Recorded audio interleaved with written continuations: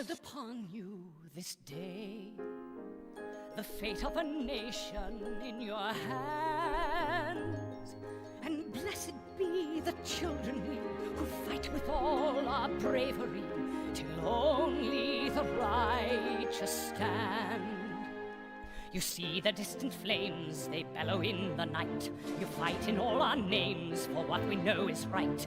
And when you all get shot and cannot carry on, though you die, La Resistance lives on. You may get stabbed in the head with a dagger or a sword. You may be burned to death or skinned alive or worse. But when they torture you, you will not feel the need to run, for though you die, La Resistance lives on. Rain Canada! Rain Canada! Because the country's gone awry. Tomorrow night these bricks will cry! Tomorrow night, our lives will change. Tomorrow night, we'll be entertained. An execution, what a sight. Tomorrow night. There's so much room where babies bark and flowers bloom. Tomorrow night up there is doomed, and so I will be going soon. Shut your fucking face, Uncle Paka. You're a bona fide bastard, Uncle Paka. Looks like we may be out of luck. Tomorrow night, we're pretty fucked. Why did our mothers start this war? What the fuck are they fighting for? When did this song become a marathon? I want to. When Canada is dead and gone, there'll be no more Celestia! They may cut your dick in half and serve it to a pig. And though it hurts, you'll laugh and dance a dickless jig. But that's the way it goes, and now you're shat upon, though we die. I want to La be Resistance a lives on.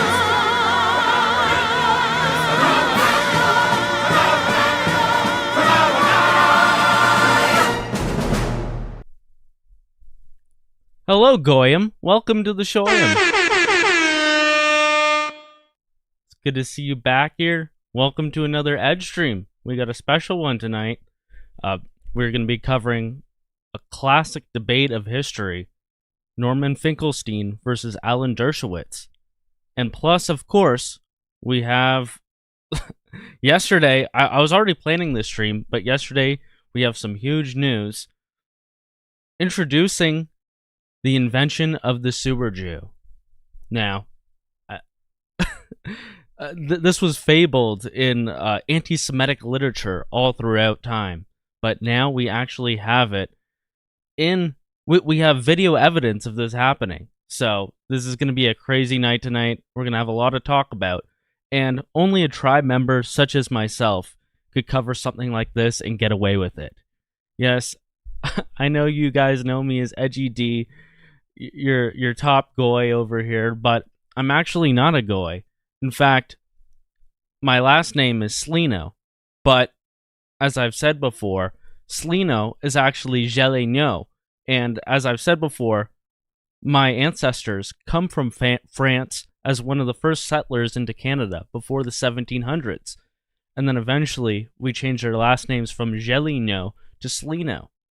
But before that, Geligno in France, my oldest ancestors that we could trace ourselves back to in the 1500s were actually Jewish merchants.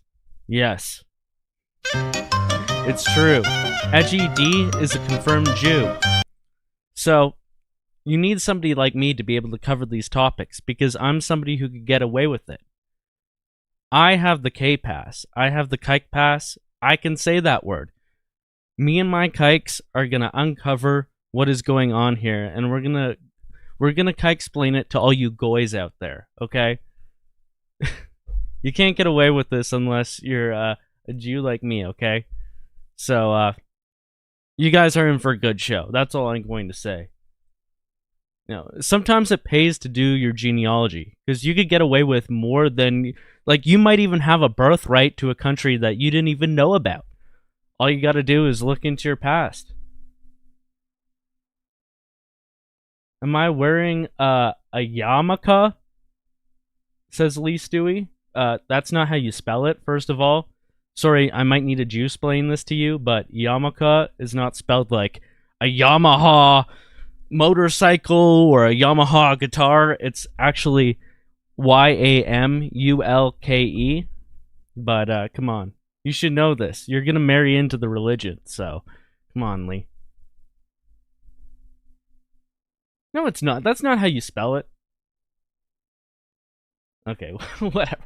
Well, anyways, we're gonna have a good show for you tonight. Of course, like I just mentioned, we're gonna be talking about the sewer Jews, the Shabad tunnels that are going all throughout New York City, and we will be reviewing a classic debate between Norman Finkelstein and Alan Dershowitz about the state of Israel and, whether they're committing genocide against the Palestinians and whether the predominant literature on the Israel versus Palestine conflict is full of inaccuracies. And this is one of the best debates that I've ever watched. Now, I've done a show like this before where it was Philip J. Rushton versus David Suzuki back in London, Ontario in 1989. I did that stream about a month ago. So this is my second installment of Edgy's classic debates. And if you haven't seen that one, I would suggest going back and watching that, because it'll give you a lot of red pills about race and IQ, and it'll show you, like, back in a different time, back in the late 1980s, where you could have a very controversial debate at a university that you would not be able to do nowadays. I don't even think you would be able to have a debate like Norman Finkelstein versus Alan Dershowitz at a university nowadays. So, you love to see it. You love to see open discussion. So, we'll be getting into that later in the stream. But first, we have to cover this tunnel Jews situation. The sewer Jews, yes. So we are live on YouTube, Rumble, Odyssey, and Entropy. And if anybody wants to donate, to contribute to the show, to drop a tip, show any appreciation, feel free to do that on especially Entropy. You could do it there, but also Rumble and Odyssey if you feel like it. It's not necessary, but it's greatly appreciated, and I will read all super chats so that if you want to contribute to the show in some way and say something, or maybe direct me with like a shorter video or piece of content, then I can do that. So yeah, feel free to do that. Entropy, Rumble, or Odyssey. But yeah, I just want to get right into this. I'm going to check the chat, see what you guys are saying first. And I'm going to drop the Entropy link in the YouTube and other chats too.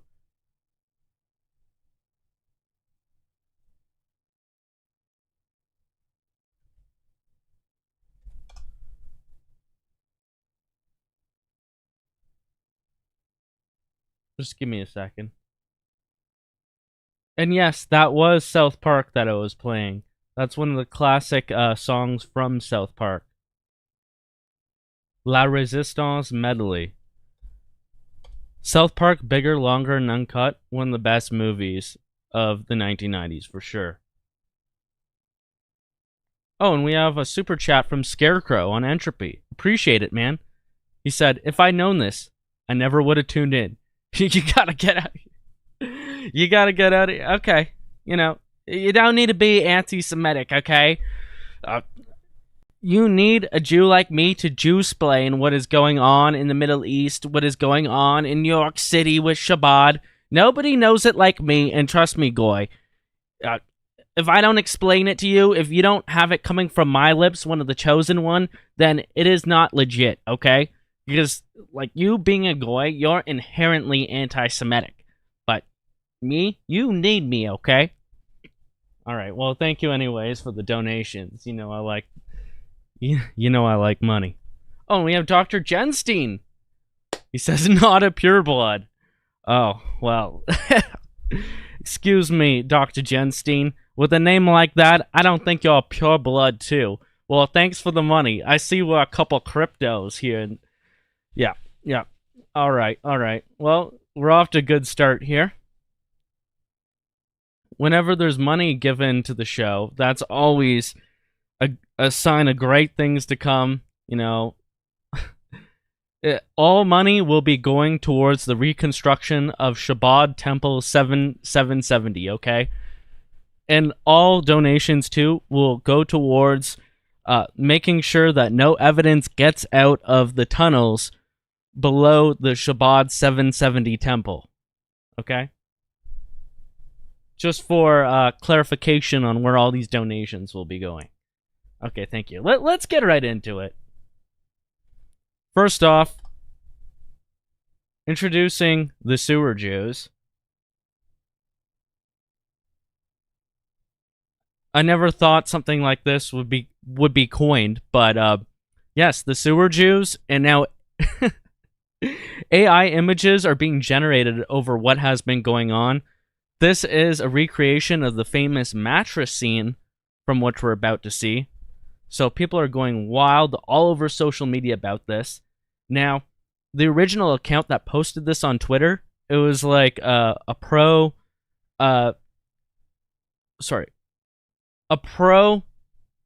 Orthodox Jewish TikTok reposting account. I forget the exact name, but apparently they deleted all their TikToks, because you could see here from TikTok, they say, update, I've decided to delete the entire thread about the Shabad tunnel. I will not allow my account to be used by anti-Semitic Jew haters to promote their pathetic hatred of religious Jews. I will continue to inspire and entertain and spread love in the world. Okay, well, we reposted them, so, yeah, fuck you. So Devin Stack Blackpilled reposted the famous Jew coming out of the sewer. The first sewer Jew in modern history. Or at least confirmed sewer Jew in modern history.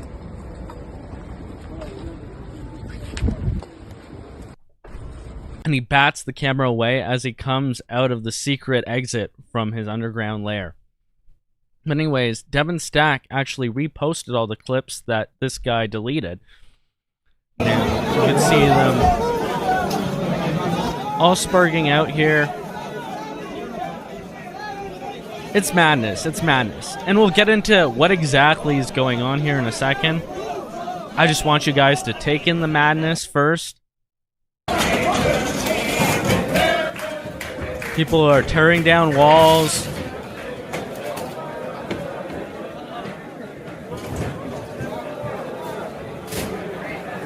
A bunch of Jews are doing their first manual labors ever here, trying to tear down these walls.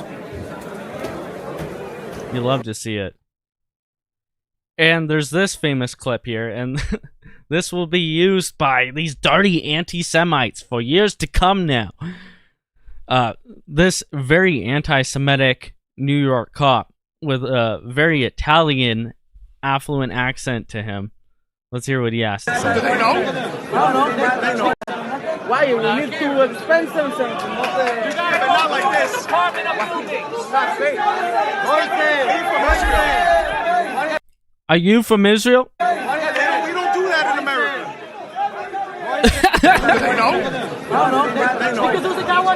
No. We don't do that in America. Now, he just made himself into an anti-Semitic martyr, and he didn't even know it. He did not even know that he was being completely anti-Semitic when he says a thing like, we don't do that in America. What does that mean? Does that mean that us and our kind are not welcome in America? Excuse me, Goyim? Imagine the chutzpah to say something like that. Alright, well, there you go. You see a lot of chaos happening here. But before I show any more of this, and before we dig deeper into this, I want to at least give some context about what the mainstream media narrative about this is. So I think Richard Spencer's take on this easily summarizes what the mainstream narrative is, and he gives like a sobering, very generous and forgiving analysis of the situation. He says, the article in the foreword, a Jewish publication, lays out the facts clearly, and this seems to be the official story from the perspective of Shabad. And we'll get a bit more into Shabad in a second. And Shabad is quoted, because this is like the headquarters of Shabad in New York. And Shabad is a religious extremist sect, like a very ultra-conservative Orthodox Judaism sect of their religion. They quote, the students who tried to stop the filling of the tunnel were mostly from Israel and associated with Shabad Messianism, whose adherents believe that Rabbi Hold on, I need to channel my inner Judaism from 1500 from my ancestors for this one. Rabbi Mechanim Mendel Schneerson, the seventh Lubavitcher Rebbe, was the Messiah. The Chabad-Lubavitch movement publicly disavows those beliefs. So basically, an extremist faction, which literally believes in Shabadian messianism, try to access or even overtake the Chabad headquarters, which is currently controlled by the moderates.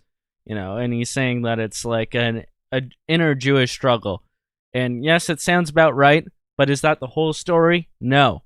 It might be a cover story for something quite more sinister. This is why are they digging these tunnels? Is it for criminal activity?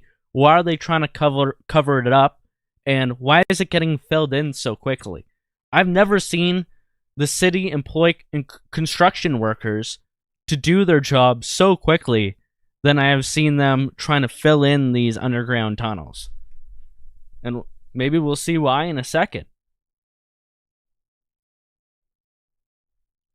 Now, I want to give a bit more support to my people over here.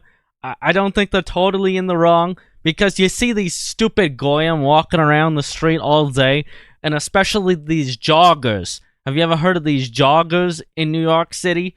These joggers, you know, they commit so many anti-Semitic crimes against us, these joggers. You know, it's just horrible, I tell you, okay? But look at what these people are doing. I can't even cross the street safely without these people playing a game of Frogger with me. I'll show you what I mean. No, but seriously, imagine all these vegan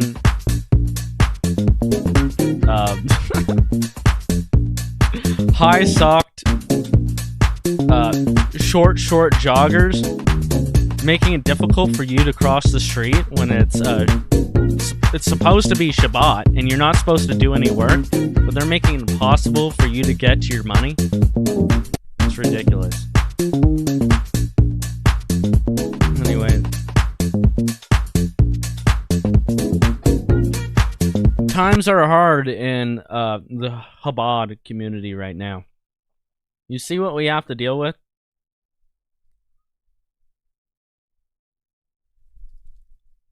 Now you have to see this. It's obvious, my friends. It is the Jews. This is some of that predictive programming that we put into all these different cartoons and TV shows. You gotta hear this. You know, we do this with The Simpsons. We do this with every show that's on TV that is big, okay? And especially on prime time. Yeah, this is Kurtman doing some predictive programming about the underground Shabad sewer Jew tunnels. The answer is obvious, my friends. It is the Jews. Covetous Jews who have taken all our money and hoarded it for themselves. Hidden all the cash in some secret Jew cave that they built, probably back in the early 60s. The answer is obvious, my friends. So there you have it. You know, it's what we call, from the Kabbalah, the revelation of the method. You know, we are absolved of all guilt if we show you what we are going to do first, okay? If we show you that we're going to do it first, then it's your fault because you're a stupid goy. And we warned you, and you still fell for it. But yeah, anyways. This started with this man over here, Richard Strocker. Apparently he works with Fox in some capacity. But he started off by saying, like a couple months ago in November of 2023, there are Jews living under my apartment. I hear them. It's like they are digging or something. For the record, I live at ground level, and we do not have a basement. And he reiterates, I am not crazy. And now he's absolutely fucking vindicated. This Chad guy with this huge jawline, and he's being gaslit into thinking that there are not Jews living under him, that he's not hearing Yiddish in the walls.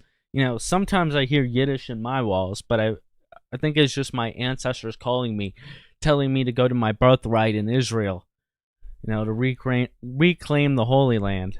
But there you have it. This is how it started. This is how the tunnels were initially discovered, apparently. So now I just want to play a video showing like a compilation of all the videos, basically. So this is a video from BitChute. I think this is from Dom Lucra on Twitter originally. So he's a huge account, this black guy who exposes a lot of these Illuminati type shit. So this video just basically gives a compilation of most or all of the videos that have been shown. So we'll be talking about this video as it goes. City erupted into chaos over the discovery of a secret underground tunnel. Jewish synagogue members clashed with the New York Police Department to prevent the tunnel from being sealed off. Well, construction workers arrived on Monday to fill an illegal tunnel at the headquarters. The address is also known as number 770 in the Crown Heights neighborhood. Young Orthodox Jewish men climbed into the path to block the closure of the tunnel. The tunnel reportedly runs from the main synagogue to a now closed building next door. The motive behind its existence remains unclear as of now. It is also not known why the synagogue members reacted so chaotically to the arrivals of the authorities. And I want to say another thing is apparently early on the reports were that they dug these tunnels during COVID so they could practice their religion without like the tyrannical COVID authorities cracking down upon them for their religious freedoms. But apparently that is not the case, and these tunnels maybe are only 6 months to a year or two old, and yeah, there's not really any logical explanation yet for it. Though I am seeing on Entropy right now, I got 2 new super chats, one from Scarecrow saying, "Thanks for the additional info, Dr. J. Not so bad." Well, thank you for that donation there, Scarecrow. And Kirsten, good to see you. She says, "This thread talks about how the Israeli students don't want the tunnel filled and where they go." Okay. It's a 10-minute read. Wow, this is very interesting, and I don't know how to take it in. If there's any way that you could send a message to me on Telegram or like private message me on Twitter with some main takeaways, then that would help. But in the meantime, I'm going to drop this in the YouTube chat, the Entropy chat, and the Rumble and Odyssey chat, because this seems like some interesting information, especially if it's coming from their perspective, right? So thank you for that contribution there, Kira. She's also saying the new Israeli students built the tunnel. The OGs want the tunnel filled. The Israelis don't.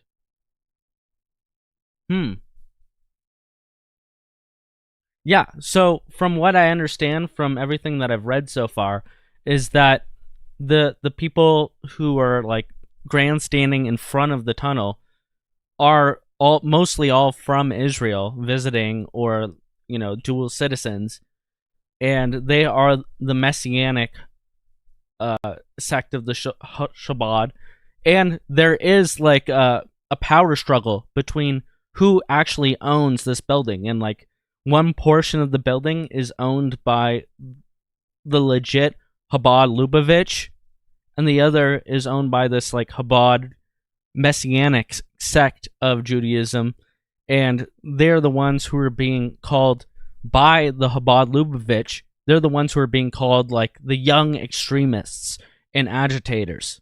So there's clearly a huge power struggle, and apparently they've been litigating this in court for decades at this point, and they can't come to a conclusion. So it's like an inner Jewish struggle. It's a Jewish struggle, kind of like what we're going to see in this debate later with Norman Finkelstein and Alan Dershowitz. Though, I would say that Norman Finkelstein does not represent anything Talmudic, or, this stream may seem kind of anti-Semitic, but I have to say that there are some good Jews out there. And I'm going to say #not all, because I really respect Norman Finkelstein and people who, despite him sounding so whiny and Jewy, he speaks the truth in so many circumstances, and he puts his reputation on the line in order to defend human rights. And that is something that I could really respect, regardless of where you come from or who you are. Well, anyways, where do we go next from here? Oh, yeah. So we'll continue this video here. And we'll see all the images from the insides of these tunnels. Now, first reports of the tunnel surfaced in late 2023 after a resident complained about suspicious noises in his neighborhood for some time. The tunnel was reportedly dug during nights for some time. The unexpected discovery of the tunnel has raised concerns about the intent behind it as well as the stability of the building. In reacting to the incident, the World Headquarters has expressed at the These odious actions will be investigated, and the sanctity of the synagogue will be restored. You know, something is awesome when it's odious. vandalism by what it called a group of young agitators. The statement says that the Young agitators. actions will be probed and the sanctity of the synagogue will be restored. The New York police has arrested 10 people over claims that a demonstrator tried to pepper spray an officer there. Okay, so now we're going to see some images from the Shabad tunnels.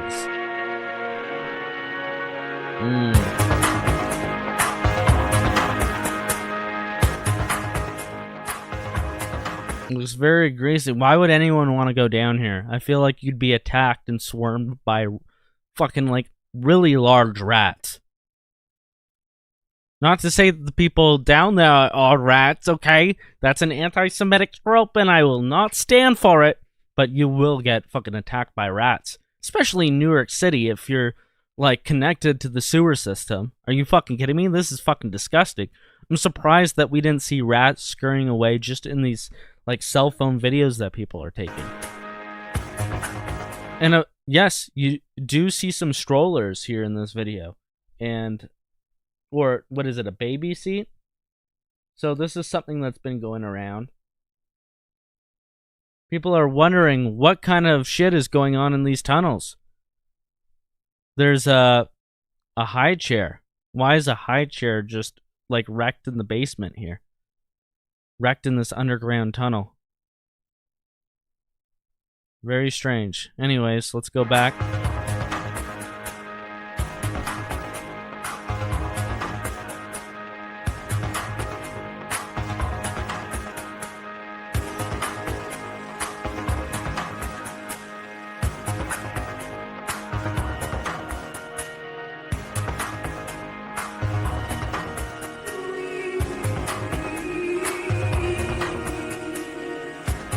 That's sketchy.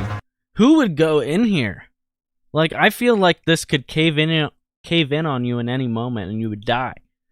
Not to mention how, like, creating tunnels in underground layers like this, especially if you don't know what you're doing, could cause, like, the whole building to collapse and the people who are under there for it to be collapsed upon them and kill them. This is so fucked up and has a disregard for everyone's lives involved.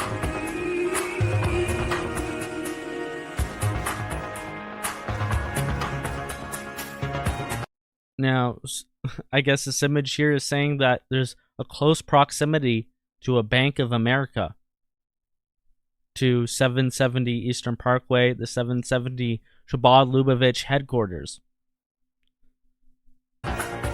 You can see right here on the right side, Shabad Israel Center. On the other side of the road, there's a bank. And then a Jewish Children's Museum on the other side of the road, where the tunnel leads out to.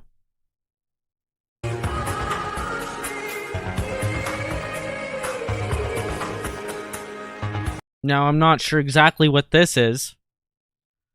I don't want to make any absurd claims. It does look like a red water bath. Is this the abandoned mitzvah that they've been talking about? Mitzvah is a bath that is like part of Orthodox Jewish rituals where you get purified in a bath. In fact, you can't make like a synagogue or a specific type of synagogue without first having a mitzvah, which is a purification bath that has to be part of the building itself. It can't be like a hot tub or something that's just constructed outside of the ground. Like, to have a real mitzvah, you have to have it inserted into the ground. So apparently there was an abandoned mitzvah that the Orthodox young men, supposedly, who were digging this tunnel, were trying to connect it to. They were trying to connect these tunnels to this abandoned mitzvah. Now, this all sounds crazy and like fucking gobbledygook to all you goyim, but I'll explain a bit more of it in a second, okay?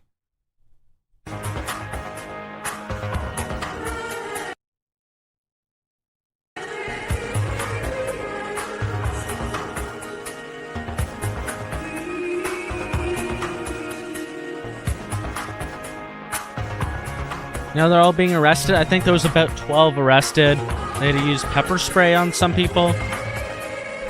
And the Jewish tunnels have been sealed. They sealed them shut. That's where that, the Jew came out of the sewer. That's where he came out, and now it's being sealed shut. It's being welded shut.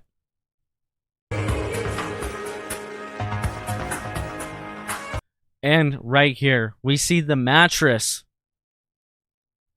that made everybody feel extremely uncomfortable, that scarred millions of people's minds. And, hey, I don't want to be right on my suspicions about this. This is pretty horrible. Okay, let's continue this video clip, and then we'll get into this in a second.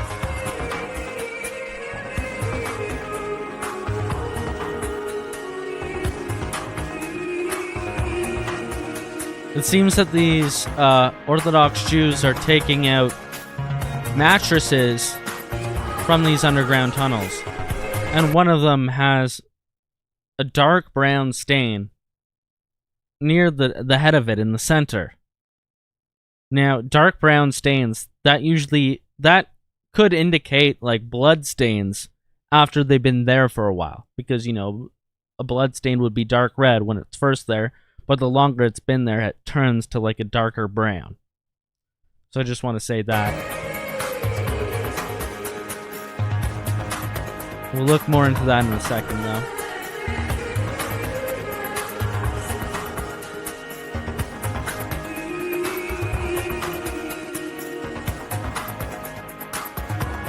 Okay, now I will give a little of a generous take for the Orthodox Jews here.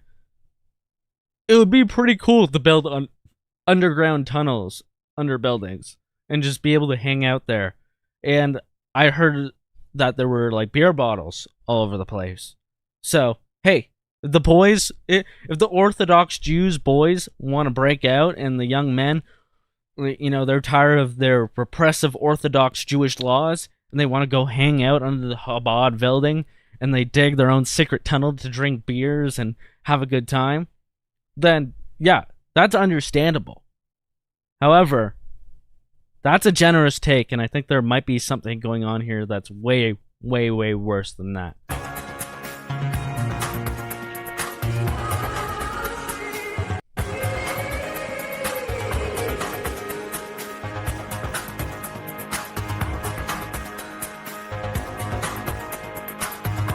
Yeah, this is fucking crazy. Why anyone would want to go down here is crazy. Like, the rats must be all over the place. I feel like there's asbestos that's just going to get right into your lungs, too. And any of it could cave in at any time. Because what are the safety standards?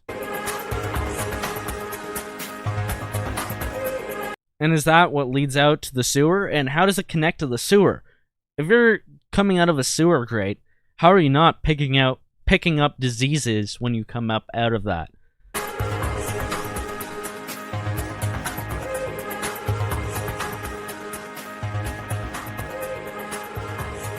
And there's the mattress again. Okay. A lot of you have probably already seen this, but we're going to look into this mattress thing. This has been going around on 4chan.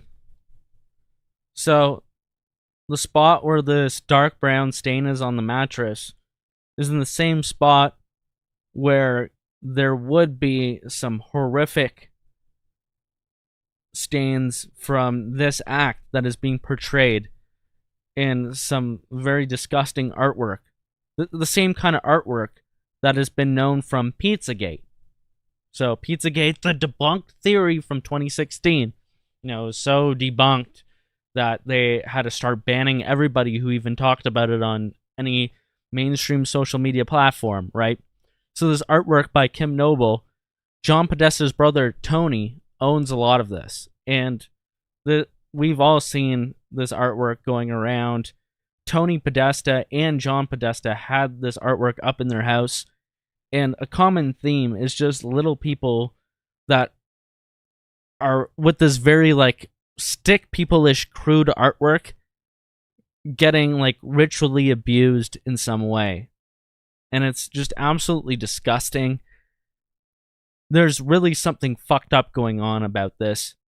And the more you look into this, the more you watch documentaries about it, you see that there's connections with these people's so-called artwork and buildings like Comet Ping Pong Pizza.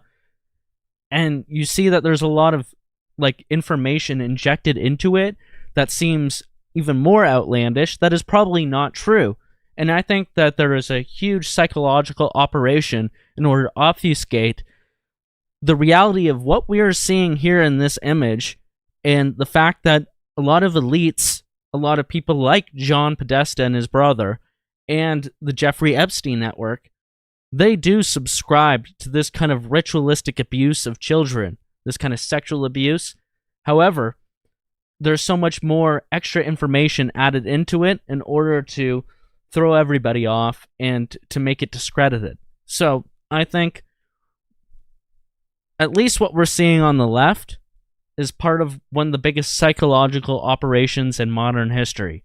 Now, the image on the right of the stained mattress, I'm just making a suggestion that it may be something to do with what's happening on the left. I don't know. What I am concerned about is that it seems like they're trying to take the evidence out of that space, and that the construction workers in New York are so quick to cement everything off to like get rid of the problem. Well, why don't they go in there and investigate what is actually going on? Why don't they this is all totally illegal, so why don't they go and forensically investigate what is going on here? I want to know what that stain is. I think we all do. Even if it is horrible. And if it's not horrible, and if it's something that's innocent, then even better, even better. I hope my hunch here is not right. For the sake of fucking humanity. Now here's another picture that has been going around about where this guy came out of the sewer. So this is the sewer grate here. And even in the Google images, the Google Maps Street View, so when the car was driving by with its camera, it caught a shot of Meyer's mitzvah tank. So I had to go and look this up. What the fuck is a mitzvah tank? This sounds extremely Jewy, and you know, I'm trying to get in touch with my historical roots. I want to know what a mitzvah tank is, and it's exactly something that I could have used. It's a portable synagogue. It's a mini synagogue to reach out to non-observant and alienated Jews. So they go around driving around in the mitzvah tank in like a Jewish RV to go and reach out to people. Now, if that does not sound like a creepy white van, then I don't know what does. But either way, I guess that's what that is. Now, here's another interesting word that sounds like mitzvah, but it's different. You know, Jewish words, they're very similar, but they mean very different things, okay? So here is what a mikvah is. So the mikvah is what these young males were supposedly digging tunnels from their Shabad headquarters. They were digging a tunnel that reached out and connected to an abandoned mikvah. So apparently a mikvah is like a bath that is part of a synagogue where they have like ritualistic purifications. Now, if you just go on the page of Wikipedia of mikvah, look how fucking long this is. Imagine being Jewish and having to go through all this crap. Like, what is this? It's so specific, so weird, so strange. I don't think I'm ready for this, okay? Now, this is what they were trying to connect it to. A mikvah, apparently this is a purification ritual. The bath has to be built into the synagogue somehow. Whatever. Now, things are going to take a darker turn here in a second. And this involves somebody's testimony, somebody who is within the Orthodox Jewish community, their testimony about what they saw in a mikvah, in one of these purification bathhouses. And now this has been going around. It's from Vice News from 2013, and the title is called The Child Rape Assembly Line. So this Rabbi Nukem Rosenberg, he's been trying to call this out, so at least he has some morals about him. But he basically says, I don't want to read it out word for word, it's pretty disgusting, but he basically says that he went into one of these mikvahs where he saw a little boy around 6 or 7 years old literally getting raped in front of him. And then he freaked out and told him to stop, and the rabbi or the Orthodox Jewish man who was doing it just had a blank stare as if this was totally normal, and then freaked out on him and smacked him because he dared interrupt him in his ritual abuse.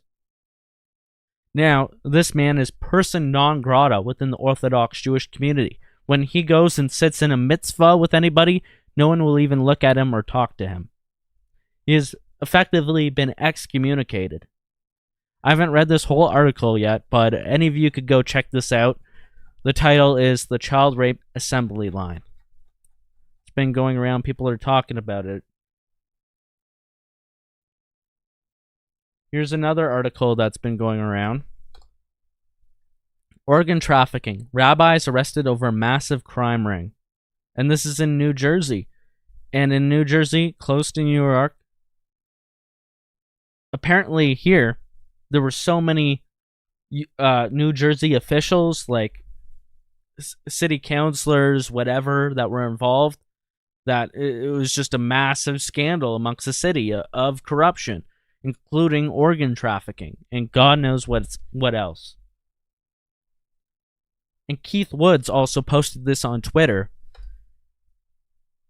and he gives some evidence to show that Jewish rabbis have a serious problem with molesting kids per capita when compared to any other religious preachers, especially within New York, right? Because we've all heard, the jokes about how Christians and Catholic priests, they molest children, right? You have the movie Spotlight. Spotlight is like an Oscar-winning film from, I don't know if it's like the 2000s or the 2010s, but I think Mark Ruffalo stars in it, and he plays a Jewish man who exposes how, like, there's just massive scandals within the Catholic Church in Boston. And yes, there probably was a lot of Catholic priests that were molesting people, but when you compare how many Catholic priests and how big the Catholic population there was there, and how Hollywood can very effectively focus in on one specific topic and ignore all evidence otherwise, and even exasperate and exaggerate a single topic.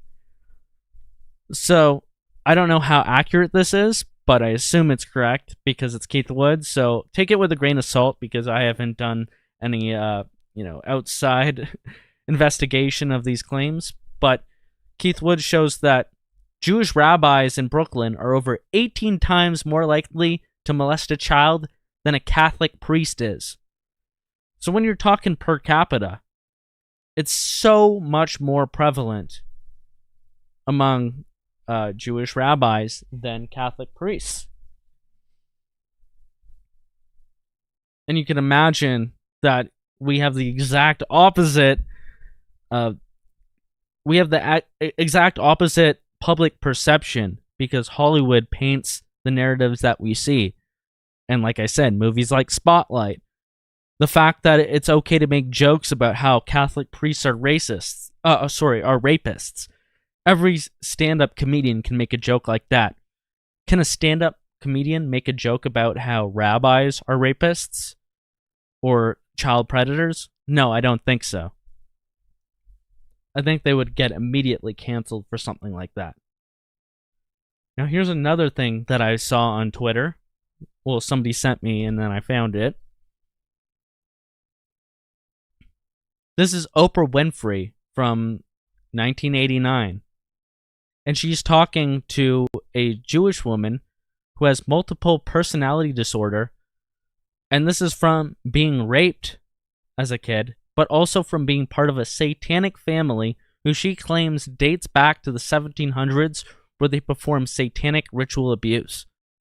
So let's hear what her testimony is. This is early Oprah, by the way, before Oprah got really gay. So back in these days, Oprah would have on like real neo-Nazis. I saw one clip, and maybe I'll do a stream on this sometime later, where a guy literally throws up his arm in front of Oprah and she bats down his Sieg Heil. So old Oprah was like fucking Jerry Springer. So Oprah probably got the call and she said they got to shut it down. They can't have these kinds of spectacles.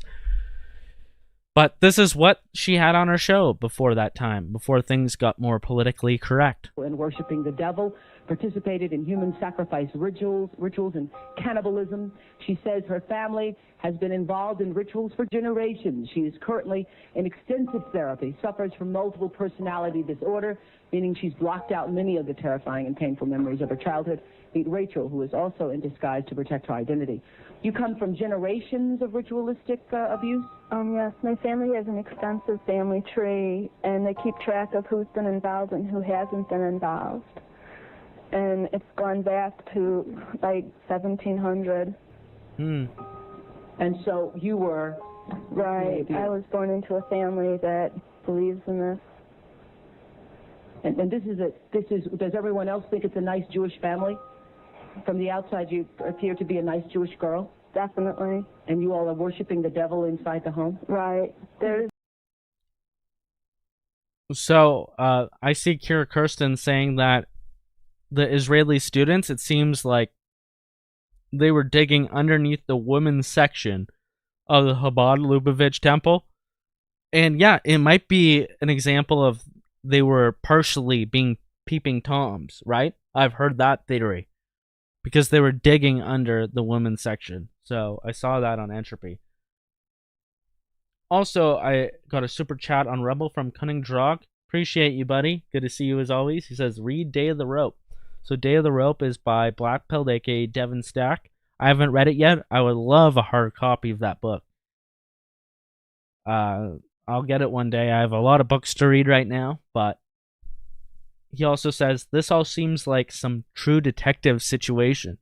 Now, I've seen the first season of True Detective, where it was Woody Harrelson and Colin Farrell, I think. And it was amazing. I don't remember it much, but I remember it had a lot of these themes of, like, child, satanic, sexual, and murder abuse. And yeah, I think maybe they were trying to expose something there, or they're at least drawing off of some real-life situations. So thank you, Cunning Drogger. Appreciate it. We'll hear a little bit more about what she has to say, but we'll get into more of this topic in a second. And then soon, we'll get into the debate itself between Alan Dershowitz and Norman Finkelstein. Should be really good. There's other Jewish families across the country. It's not just my own family. Really? And so who knows about it? Lots of people now.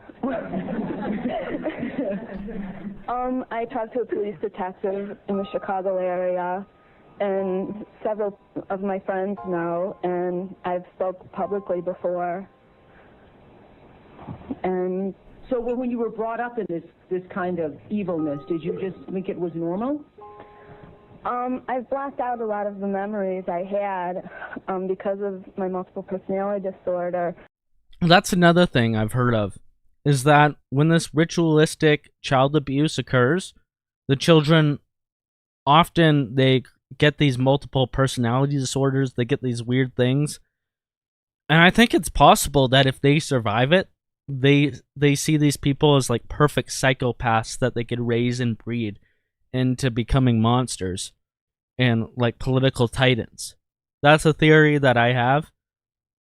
But also, I think the people who are engaged in these rituals, it's like such a depraved act of evil that it just obliterates their moral consciousness when they commit these acts.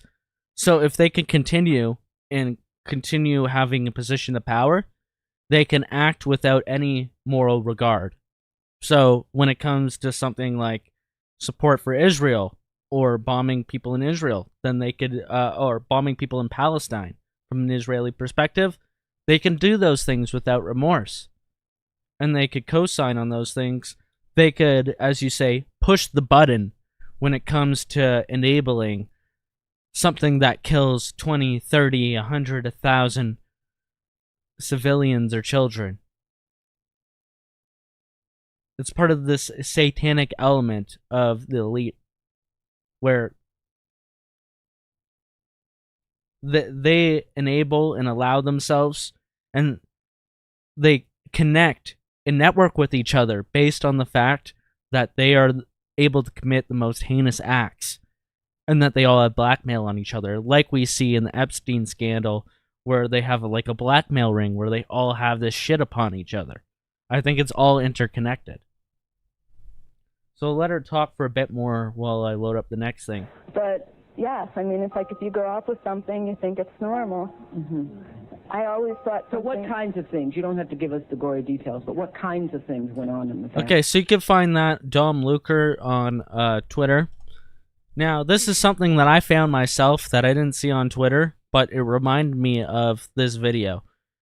And apparently Mouthy Buddha, who has multiple documentaries on BitChute over the last few years that are absolutely excellent, extremely informative and dark, and some of the best on this pedogate type content. This is just one thing that I immediately drawn up in the time that I had to prepare the stream. So let's hear what he has to say about this one particular family. Safety of their offspring. Something curious happened to the rulers of Carthage long ago. What? Now, this is about the praising of Moloch and how this connects to modern elites. Was it? And with the cult of Moloch substantiated, it would seem that anyone knowledgeable of its horror would react with abhorrence and disgust. So Moloch is like a satanic figure that many ancient cultures and modern cultures sacrifice children in order to gain satanic powers. And with most of the world having no idea about this, why then, or how then, does Hillary Clinton know about Moloch? This is the, what do you call it? The leaked emails. WikiLeaks. In previous volumes, I outlined the strangely deviant website created by the current VP of Pew Charitable Trust, Tamara Luzzatto, outlining her odd, sexual, borderline torturous rhetorical proclivities aimed toward her grandchildren. The names of Tamara's grandchildren are Ruby, Emerson, and Maeve Luzzatto. In this leaked email between Tamara and John Podesta, Tamara refers to a get-together at a farm, where she refers to a heated pool. She continues, saying, quote, Ruby, Emerson, and Maeve Luzzatto. So those are the names of the children. And these are the WikiLeaks. So the same WikiLeaks that said Obama is ordering $60,000, $70,000 of pizza and hot dogs. The same WikiLeaks where I think it's Sharon Rosenberg or a name like that, who is like a billionaire family, saying that, hey, you forgot your pizza-related handkerchief over here. Do you want someone to get it to you, or do you want me to just leave it? Pizza-related handkerchief. And if you look into the FBI symbols of pedophilia and cross-reference other instances of terms like that, you could easily deduce what they might be talking about with something like that. Pizza-related handkerchief.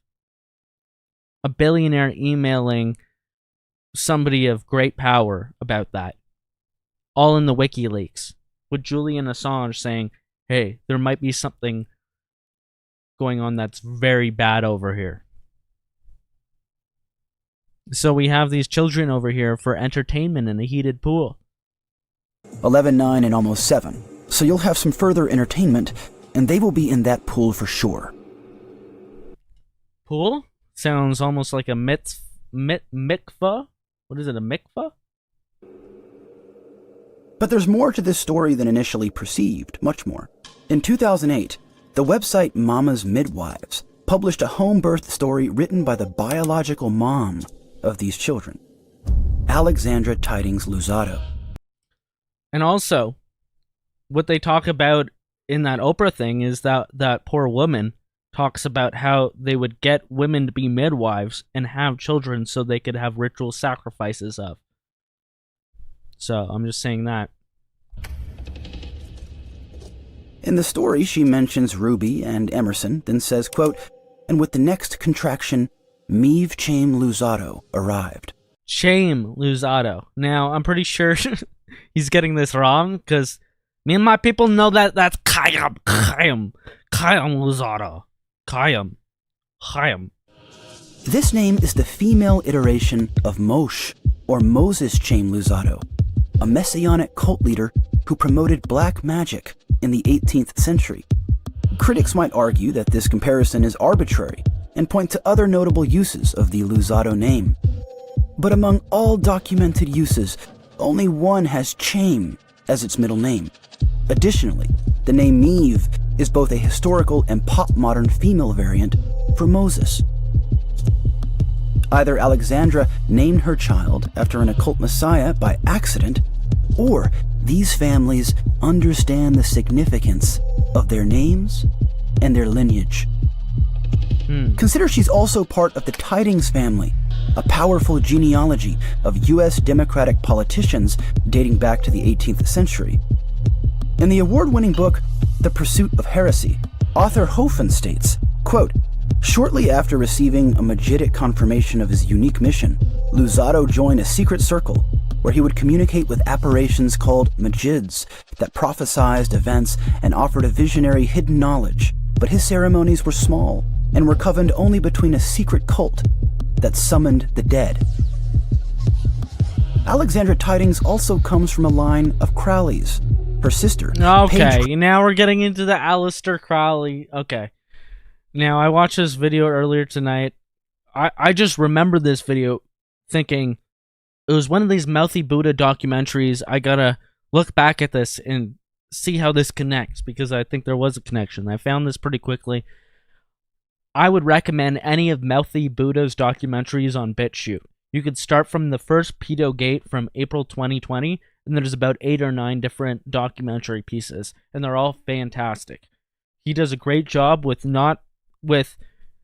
giving as much information without being too speculative, and he's not a Q-tard, like making crazy, ridiculous claims, but he shows his evidence and he leaves it for you to decide. So I really appreciate that. So I want to see the end of this because he kind of wraps it up well. Is on. I leave up to you. Either way, Tamara Luzzatto is one of the most powerful women in the world, having worked as the primary advisor for Senator John D. Rockefeller's National Commission on Children, then as chief of staff for Hillary Clinton, per the recommendation of John Podesta, and is currently the senior vice president for the Pew Charitable Trust. She's someone you don't want to fuck with. Even the articles written about her by so-called reputable publications compare her and her husband to Francis and Claire Underwood from House of Cards. So while I wouldn't suggest poking the bear, I will continue to. See you next time.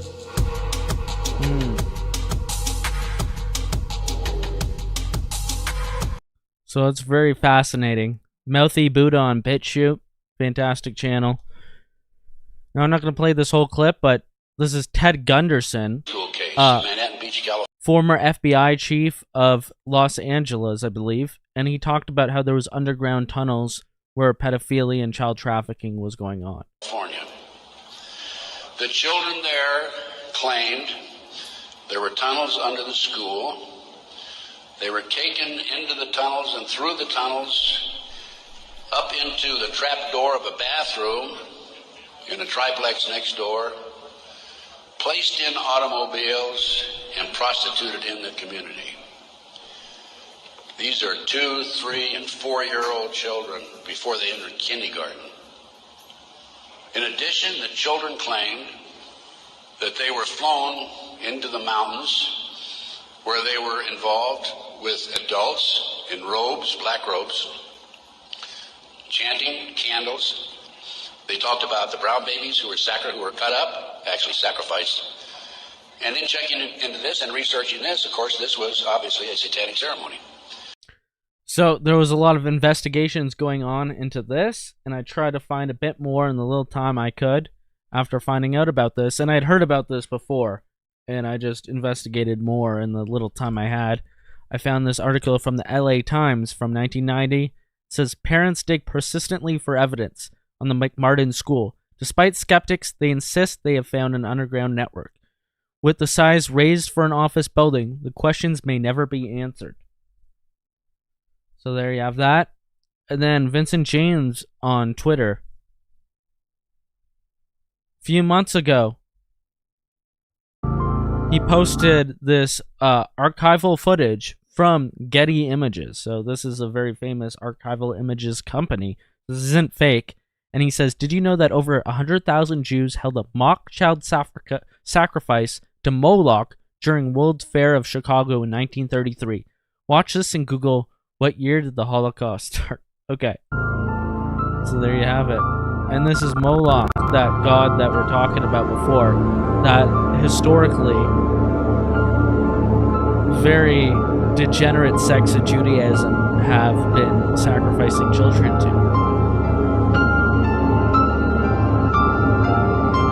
Now things are getting very dark. I want to get out of all this disgusting child sacrifice stuff. I laid it all out there, and we don't know for sure whether they were doing that in those tunnels. I don't think so. I'd like to hope not. That mattress was really fucked up. I want to know through, like, what do you call it? Through forensic analysis, I want to know what happened with all the stuff in there. But just like it said with those schools, the McMartin schools that Ted Gunderson was talking about, they destroyed all the evidence, so the parents are never going to know what actually happened there. I'd like to know what actually happened there, getting forensic analysis and all the stuff being confiscated and analyzed from within those tunnels, instead of just the construction workers going to cement it immediately. Since when do construction workers work that fast to cement something up, to block something off? Like, shouldn't they be going in there and investigating everything? A crime has taken place. They need to know the extent of what is going on in there. Anyways, this is what they're doing to that whole area. They've graded off. Sorry, they've welded off the grate now. So you can see here. It's being blocked off. And this page here, Censored Men, is calling out a bunch of the different Zionist accounts that haven't said shit about this whole controversy. And it is true. We should be paying attention to those who will not say anything about this situation, because it makes the people, their people, or the people that they are shilling for, look bad.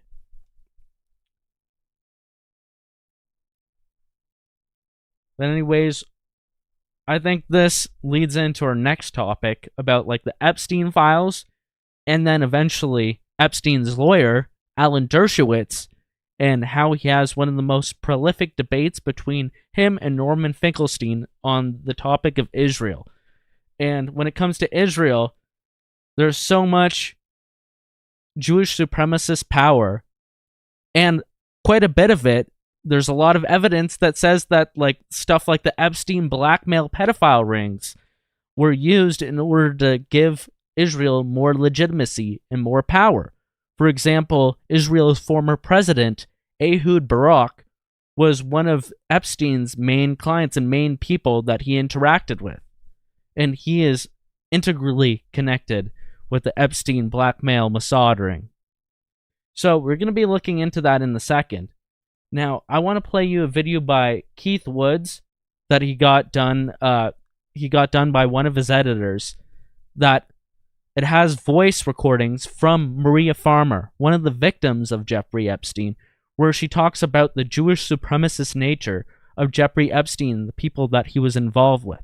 So I'm going to go take a break for a second. This video is about 3 or so minutes long, and I'm going to play it and let you guys kind of take in a summary of the Jewish supremacist nature of the Epstein blackmail Mossad ring and how he's tied to groups like Mega Group, which involve Les Wexner, the CEO, the owner of companies like Victoria's Secret, and other groups like that.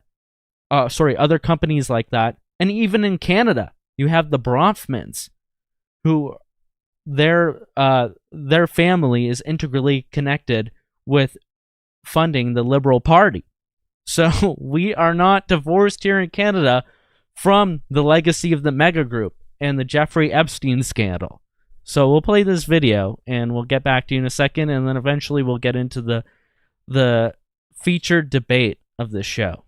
All right. Alex just recently got unbanned. I mean, for years, the talk of Jeffrey Epstein was considered an Alex Jones conspiracy because he was one of the few people that was actually talking about this. So he definitely deserves credit as well. But my question, Alex, I mean, we're all trying to figure this out, and you said this is a mix of intelligence agencies, but you go back through Epstein's history. The first person to give him a big job at Bear Stearns was Alan Greenberg, the chairman. Then Les Wexner, this Jewish Zionist billionaire, provided him with his apartment in Manhattan, was his only client for his hedge fund, seemed to provide him with all this funding.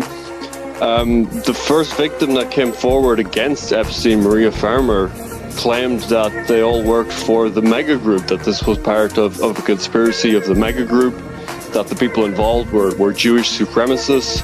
They, honest to God, think their DNA is better than everybody else. I swear to you.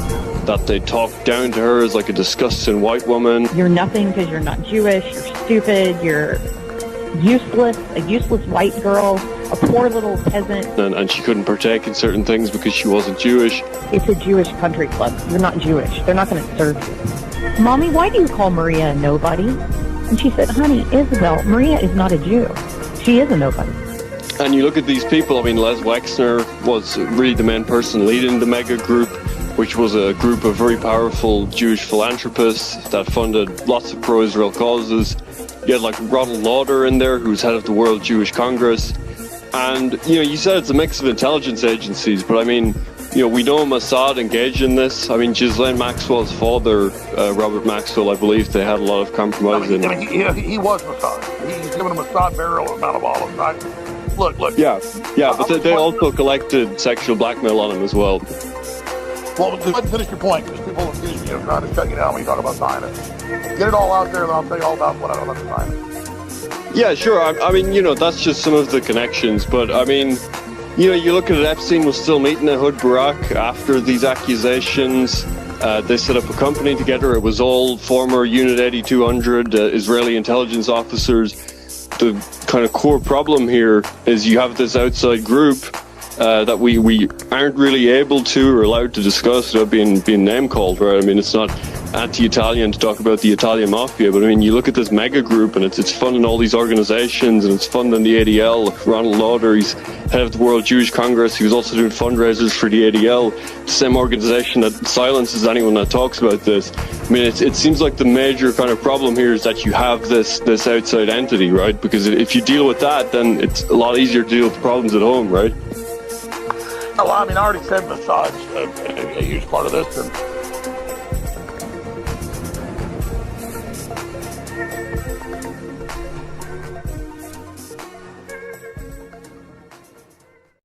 so there you have it. That was a good briefing on the subject. Hold on, I'll put it on a good image here. Disgusting. Yeah, that's perfect. Yep. So that was a good briefing on the subject.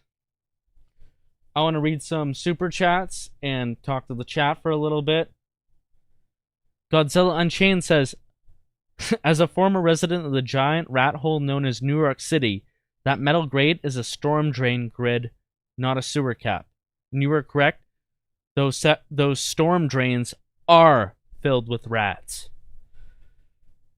So yeah, New York City is known for being infested with rats. And I'm not talking like mice. Like, here in Canada, we see a couple mice and we're like, oh fuck. We need to do everything we can to get our home rid of these pests. Like, we don't want them running all over our shit in our house. You know, when you see one, there's more.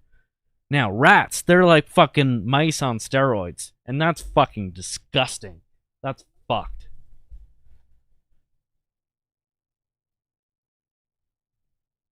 Also, Jenstein says, your people don't look so great right now. So dark, but informative stream.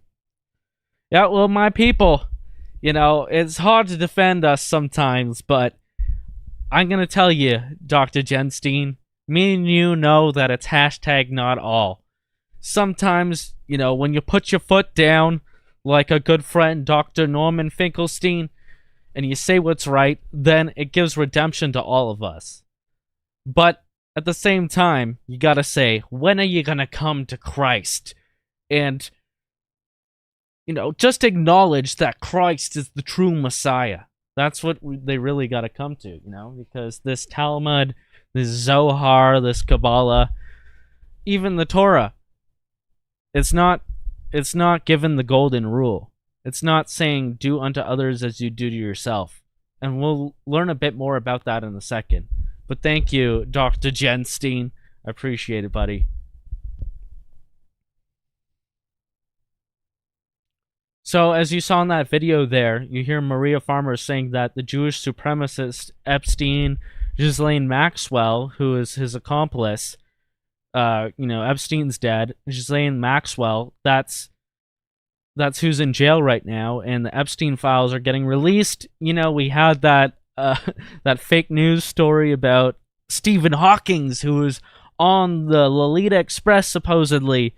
You know, his sexual proclivity was that he'd like to see midgets solve mathematical equation problems that are really high up on a board. Now, that was hilarious. Wasn't true. But our friend Alan Dershowitz, who's part of this debate, was on that list, and he has been implicated. So we'll look into that in a second. But let's get a better understanding about what Chabad Lubavitch is and what exactly is being taught in the Talmud. So here is an Orthodox Jew being questioned about the Talmud in Israel. Jews think they're superior to everyone, and that everyone else has to be a slave to the Jews always. Don't have to be. They're gonna be. They're gonna wanna be. Okay. It's not gonna be like forced. Forced. It's gonna be by free choice. Okay. Where in the Torah does it say this, by the way? In the Zohar. The Zohar is not the Torah. The Talmud. That's all. That's all. The Zohar is not the Torah. The Talmud. And you see his face right there. So he's trying to pass it off as the Torah, like that's all of the you know, what do you call that? Not Christian, the Abrahamic holy books. Oh, we all share the same holy books. But no, it's written in the Talmud, the Zohar, and these other books in the Kabbalah that non-Jews are subhuman. And he's trying to pass that off as the Torah, like it's a shared concept. And, you know, he's been found out, and you can see it in his eyes, and he says to stop filming. That's just one example. Now, there was one other thing that Keith Woods posted here that I want to show. I think it was Keith Woods. I didn't have it set up in my notes here, but if I could find it, that'll be good. Yes, here it is. So Keith posted that, since Chabad Lubavitch is in the news, here's what the leader had to say about non-Jews. Quote, the entire creation of a non-Jew is only for the sake of the Jews. So that's just one example of how they see you as Goyim, and Chabad Lubavitch, you can see how crazy they are and how schizo and autistic they get out of building their own tunnels for their own messianic purposes. But this is what they think of you when, they can't even have peace amongst each other, right? Also, Kira Kirsten, she sent me a bunch of messages explaining what was going on there. And yes, it seemed like these Israelis from Israel were going against what the Chabad Lubavitch people wanted, and they were building these underground tunnels, and they were building them under the women's section, possibly peeking at them, I don't know. But the Chabad Lubavitchers are against it. But either way, that's the official story. God knows what was going on down there.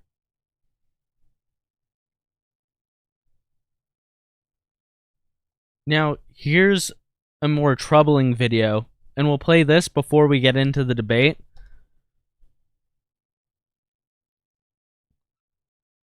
This shows you just how much this extremism can get into these people's heads and how it could allow them to commit these atrocities against other people who they see as non-human. So, I'll just play this clip from this video that explains one mass murderer in Israel and how the Talmud informed his beliefs on how he treated Palestinians. So prepare for this. This is pretty disturbing and disgusting. And I'll probably get in trouble for playing this video, but the things that are being exposed in this video are what should be getting in trouble. But, I'm going to be the one who's going to get in trouble for exposing it. So, let's see. An outstanding example is that of Dr. Baruch Goldstein. Goldstein, a physician born and raised in the United States, was an Orthodox Jew. He immigrated to Israel and joined the Israeli army as a medical officer. In the army, he announced to his superiors that he would not treat wounded Gentiles. In 1985, after an Israeli soldier shot a Palestinian in the legs, the wounded Palestinian was brought to an army clinic where Goldstein was on duty.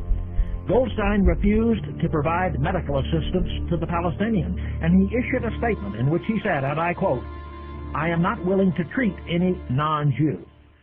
Goldstein's refusal to do anything to save the life of a Gentile was not just a personal quirk. It was based on an injunction in the Talmud, and Jewish religious authorities prevented the army from punishing Goldstein for his disobedience to orders. Despite his refusal to provide medical assistance to Gentiles, Goldstein was permitted to remain in the army as a medical officer with the rank of captain. On February 25, 1994, the day of the Jews' annual Purim festival, when each year they celebrate a massacre of 75,000 Persians, which they organized more than 2,500 years ago. So, they have this celebration called Purim that is a celebration of a massacre. And lo and behold, this guy that they were just talking about that has a high up rank within the Israeli army, who's openly saying that because of the Talmud and Jewish teachings, he refuses as a medic to help anybody but a Jew. This is what he goes out and does. Captain Goldstein entered a mosque in Hebron and murdered 29 Muslims who were kneeling in prayer, shooting them in the back with his army assault rifle. While he was reloading his assault rifle, surviving worshippers beat him to death.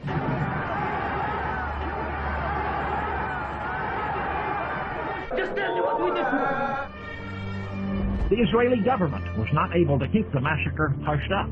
Immediately after the massacre, one very prominent Orthodox leader, Rabbi Moshe Levinger, told a writer for Israel's largest newspaper that he was sorry for the 29 Palestinians murdered by Goldstein in the same way that he would be sorry for the killing of 29 flies.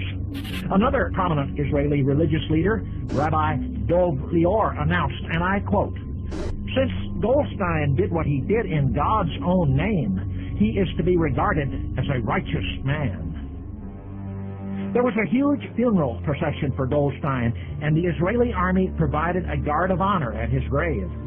One of the eulogists, Rabbi Israel Ariel, said, and I quote, "The holy martyr Baruch Goldstein is from now on our intercessor in heaven. Goldstein did not act as an individual.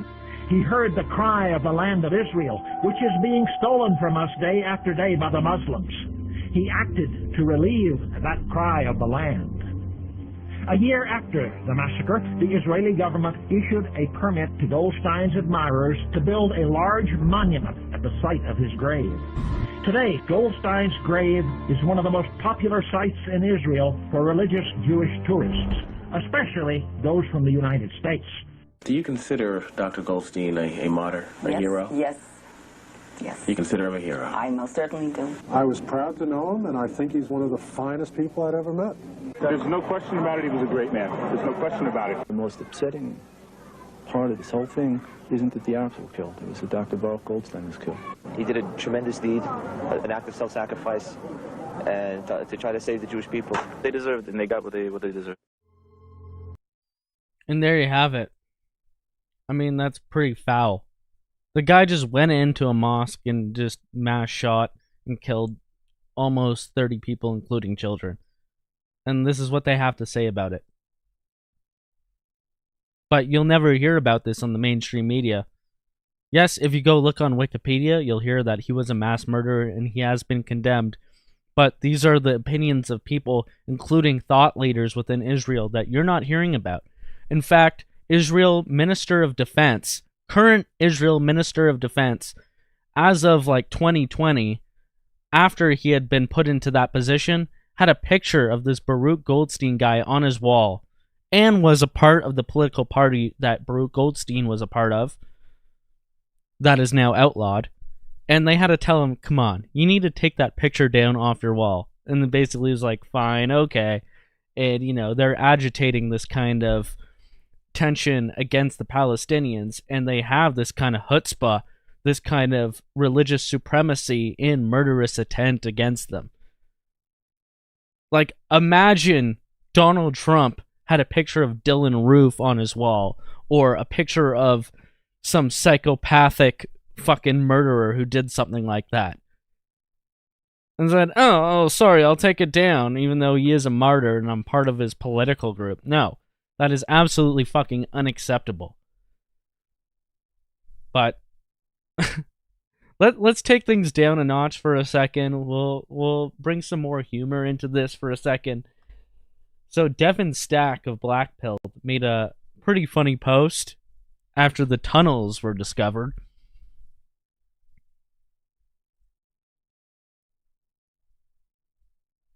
So he linked to a New York Police Department tips thing where it showed a huge picture of an of an Orthodox Jew who was masturbating on the subway train. And he quote tweeted it and said, when your secret goon tunnel just got busted, so now you have to use the Goy tunnels with trains in them because you had to be underground to get off now. So that's really funny. But apparently after he quote tweeted that, now that Twitter post has been deleted by the New York Police Department. So now they're scrubbing everything about Hasidic Jews. Anything that involves a crime with a Hasidic Jew, they're scrubbing off of social media. Seems very weird. Now, this is going to lead into our next topic, the debate that we all came here for.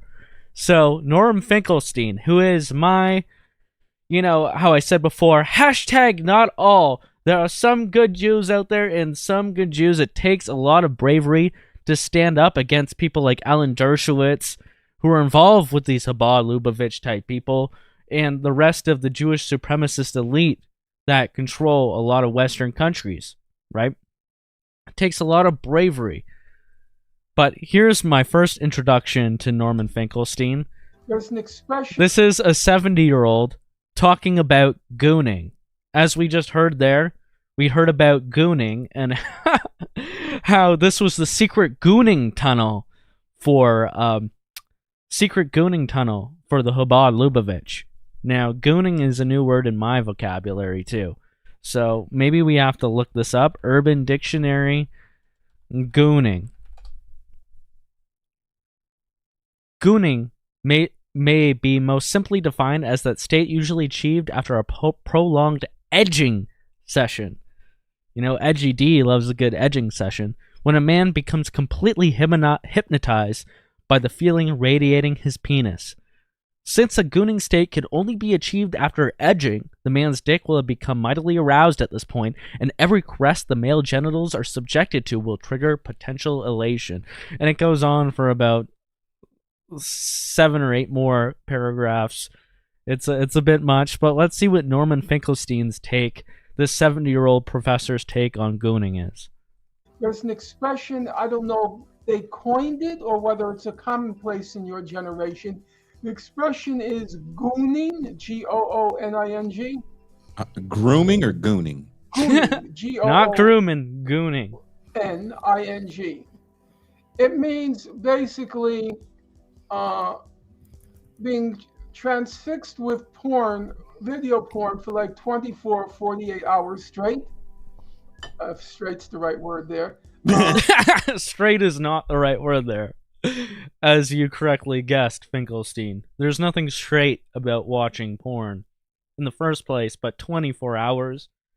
Yes, there's something wrong with you. You're not straight, so-called, at that point. And it struck me, now I know this is going to sound harsh, but it struck me that even though this crowd considered itself bohemian, and even though this crowd considered itself, what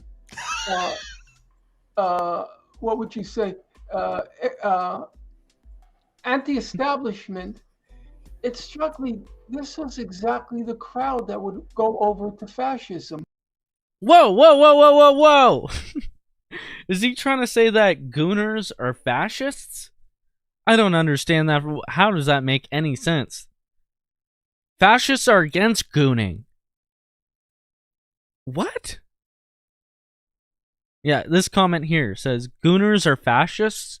I did not know this. Can someone explain this potential reasoning here? I will definitely watch this video, but I suspect that he is pointing to the idea that fascists desire for a totalizing aesthetic experience and to relinquish their agency to it. Perhaps it is due to it being an extreme form of submission. The next guy is like, what too much theory does to a motherfucker. Well, yeah. I'm sorry, Finkelstein. I know that you like to be like the based leftist that is calling all this shit out, but gooning is not a fascist thing. In fact, gooning is declared illegal in a fascist society. You want to see who's in charge of gooning here? Why does a rabbi own Pornhub? This article says. And this is Solomon Friedman. He lives in Canada, supposedly, or he works in Canada for sure. And he is the new owner of MindGeek, who owns Pornhub and many other of the top pornographic websites. So yeah. Ain't no gooning over here.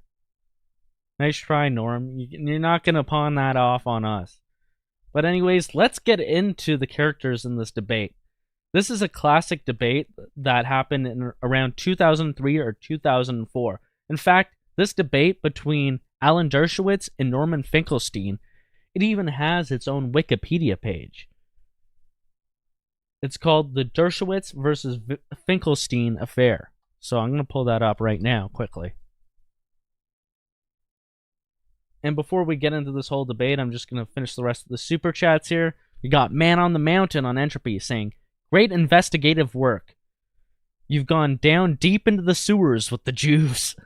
You know, I'm one myself, and you know, I gotta tell you guys what's going on. I gotta give you the revelation of the method, or else I'm not gonna be absolved of my own sins, okay? And he says, why is it that you pronounce all these Jewy words so well? Well, I already told you in the beginning of the stream, if you go and rewatch that, okay? I've reconnected to my old heritage from the 1500s in France, okay? From my merchant class. Jenstein with the super chat says, may I do a late circumcision on you? Suck the blood. You know what? That is off the table. No one is going to mutilate my genitals. You know, now I'm not going to speak in a Yiddish accent because that's where I crossed the line. Ain't nobody performing no rituals on my dick. That is disgusting and horrible. But, Jenstein, I still tip my hat to you because we are both members of the tribe. But, yes, I am not going to get a bris from you. I am not going to get, what do you call it, when the Moyles, they use the mouth and they do it? Do you know that in New York City, I think it was the mayor Bloomberg who said that we need to ban circumcisions where Moyles, which are rabbi priests, they use their mouths to suck the blood out of a circumcision of a child. Now, these Orthodox Jews, this specific sect that was doing this and had a problem with it, they lobbied against that and they said, we refuse to stop doing that because in our specific book, it says that we must suck the blood of the baby penis. Now that is fucking crazy. You have like a secular Jew that's like, come on guys, can you please not do this? That's totally illegal. And they just fight for their religious right to suck the blood out of a baby penis. That is absolutely fucked. You know, I actually used to do these jokes when I was doing stand-up comedy more often at open mics. And I had a joke about that. And then, like, nobody, like, sometimes I get the odd chuckle, but I just thought this was as obvious as making a joke about, you know, Catholic priests raping kids or something. You know, it's edgy joke. I thought this was along the same lines as that. But people were way more frozen up to me, like, making a joke about this truth. They weren't ready to hear that. And then I would use very, like, cheesy jokes that I had thought of, like puns like, yeah, I guess you guys don't want to go down this rabbi hole. Oh, how unorthodox. You know, I get a few laughs from that. But they didn't want to hear anything about that. But all the people, they love to hear jokes about how priests molest kids, though. Because they had been accustomed by Hollywood to accept those kinds of jokes. For Christians to be the butt of jokes, being labeled as pedophiles and whatnot. But you say anything about a Jew, then it triggers like a Pavlovian response in people. Like they immediately associate you with being a Nazi. And I got that feeling, even though that was not my intent whatsoever back then. I didn't know anything about Jews. I just had read this story and I was making jokes about it. Just like you'd make a joke about anything else that's that fucked up. But anyways. Kirsten said, and just like that, Edgy's Jew LARPing ended. Yeah, you do not come after my foreskin, okay? This is my no-no square. You do not come here and try to circumcise this. Yeah. It's off limits. But yeah, this page has its own, this whole debate, this whole affair, has its own Wikipedia page. And I'll start off by introducing who Norman Finkelstein is. So born in 1953, he is a political scientist and activist. His parents were Holocaust survivors. He was born in 1953, New York City. And he was an assistant professor at DePaul University. And he was, like, he has probably the most controversial attempts to get tenure that has ever happened in the last, 100 years. And he was denied tenure after a long, drawn-out battle between Harvard and DePaul University, where they were, basically fighting each other. But just a little background of how he came to be interested in this topic is that during the First Intifada, so before that, in 1982, he realized that Israel was going to invade Lebanon and that they were committing massacres there. And in Lebanon, this is how Hezbollah was initially created. Now, Hezbollah is known as a terrorist group, but do people know that there was many detractors at the time about Israel's invasion into Lebanon and how they had to have paramilitary groups that were defending against that?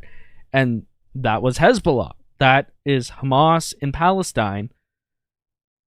I know that there is more context on how these groups were actually created, but this is some of the context that went into it, because they're all just painted as terrorists across the board, right?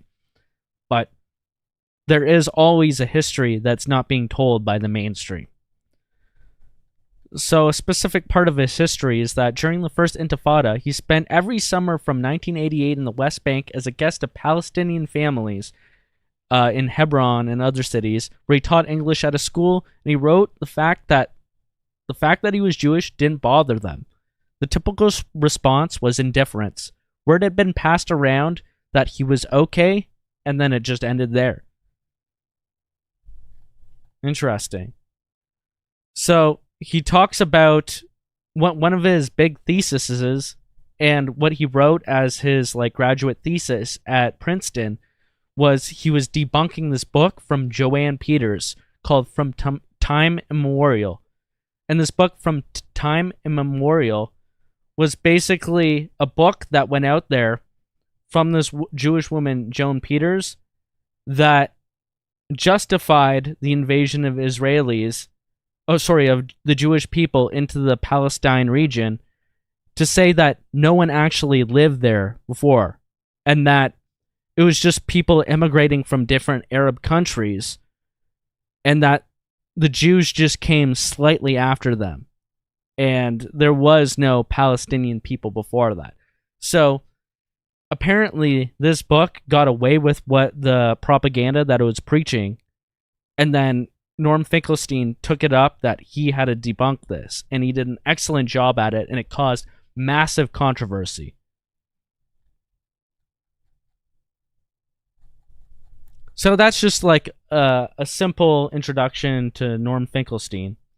I could say a bunch more of him, and we'll get into that in a second. So Dershowitz, you guys got to hear about him, and he connects to the whole Epstein case because he is or was Epstein's lawyer for a long time, and he is implicated in the Epstein cases. In fact, I'm pretty sure it was that woman that we heard in the Keith Woods video that we showed earlier about how Epstein was a Jewish supremacist. She also accused Alan Dershowitz, Jeffrey Epstein's lawyer, of abusing her. And Alan Dershowitz is one of the most cited and interviewed lawyers among the mainstream media, and especially Fox News. So he taught at Harvard Law School for 50 years. He's a regular media contributor, political commentator, and legal analyst.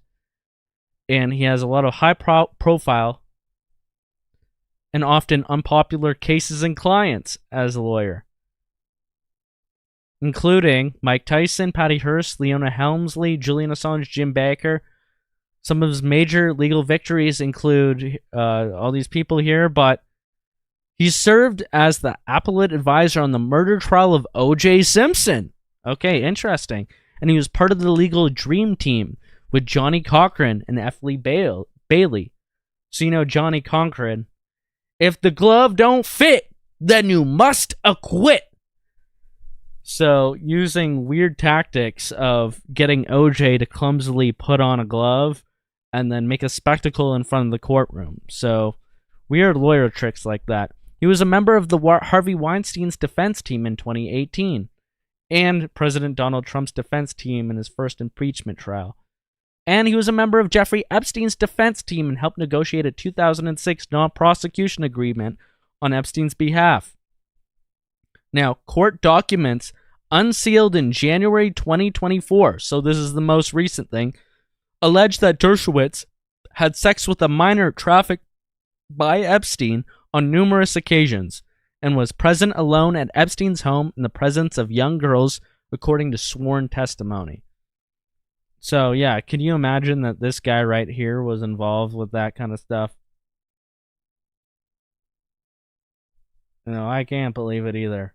So here's a video that I've used to create this sound effect before. So this is something that I created 2 years ago when I thought of this segment for my show called Pedo of the Week. Dershowitz is a longtime friend of Epstein's who represented him in the criminal underage sex case. I never saw a young underage woman. I kept my underwear on. Whoa. It's sketching out. Sorry, it's sketching out. The massage.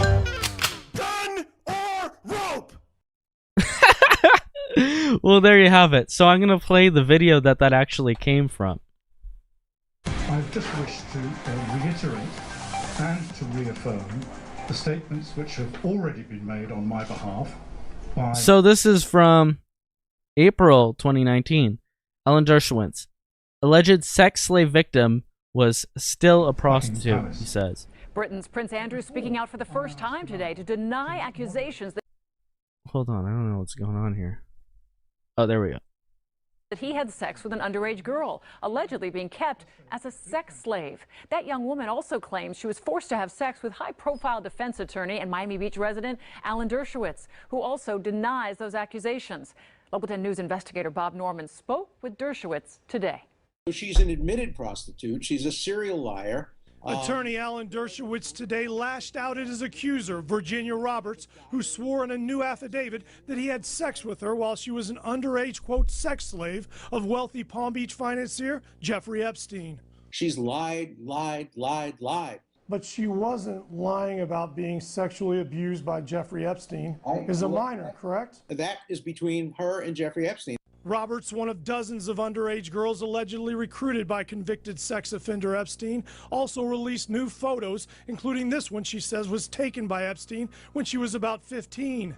In the new affidavit, she claims Dershowitz had sex with her 6 times at Epstein's residences, as well as on his jet and private island, and swore to seeming new details regarding alleged sex with Prince Andrew at Epstein's order when she was 17. The two are photographed here in London. I can tell you she is still a prostitute. She is selling false stories now for money about me. Do you have any concern calling her a prostitute when she was victimized at such a young age by this wealthy man? She was not victimized. She made her own decisions in life. But at the age of 15.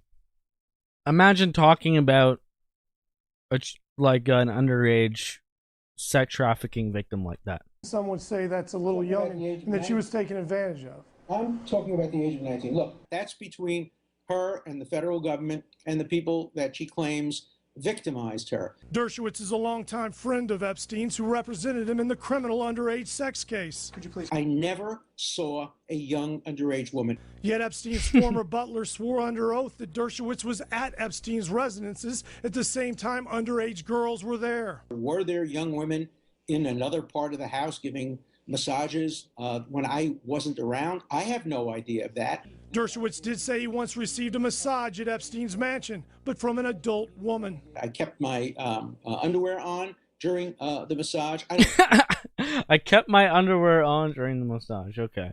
Like massages particularly. Bob Norman, local. He doesn't like massages. He doesn't like massages particularly.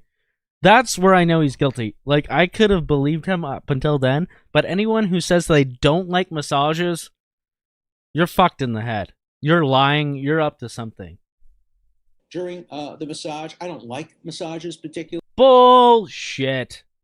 Bob Norman, Local 10 News. Robert's attorneys claim that Dershowitz has ducked a deposition, but Dershowitz told Bob he's willing to submit to one, but only after Roberts goes first. Is there more tunnels? I'm seeing in the chat that there's more tunnels. Okay, what are you talking about? Okay, I don't know anything about this. That's too much. I gotta get into... somebody else is gonna cover if there's more tunnels now. You know what? I'm just gonna get into debate. Next thing. The debate is coming up in a second. Though I do want to make one more preamble here. Adam Green did an excellent expose about how people in the right wing were covering for this Dershowitz guy and how they were covering up the Epstein situation and they were covering up the Mossad angle from it. So I want to play just a quick clip from that. So no more news, Cernovich.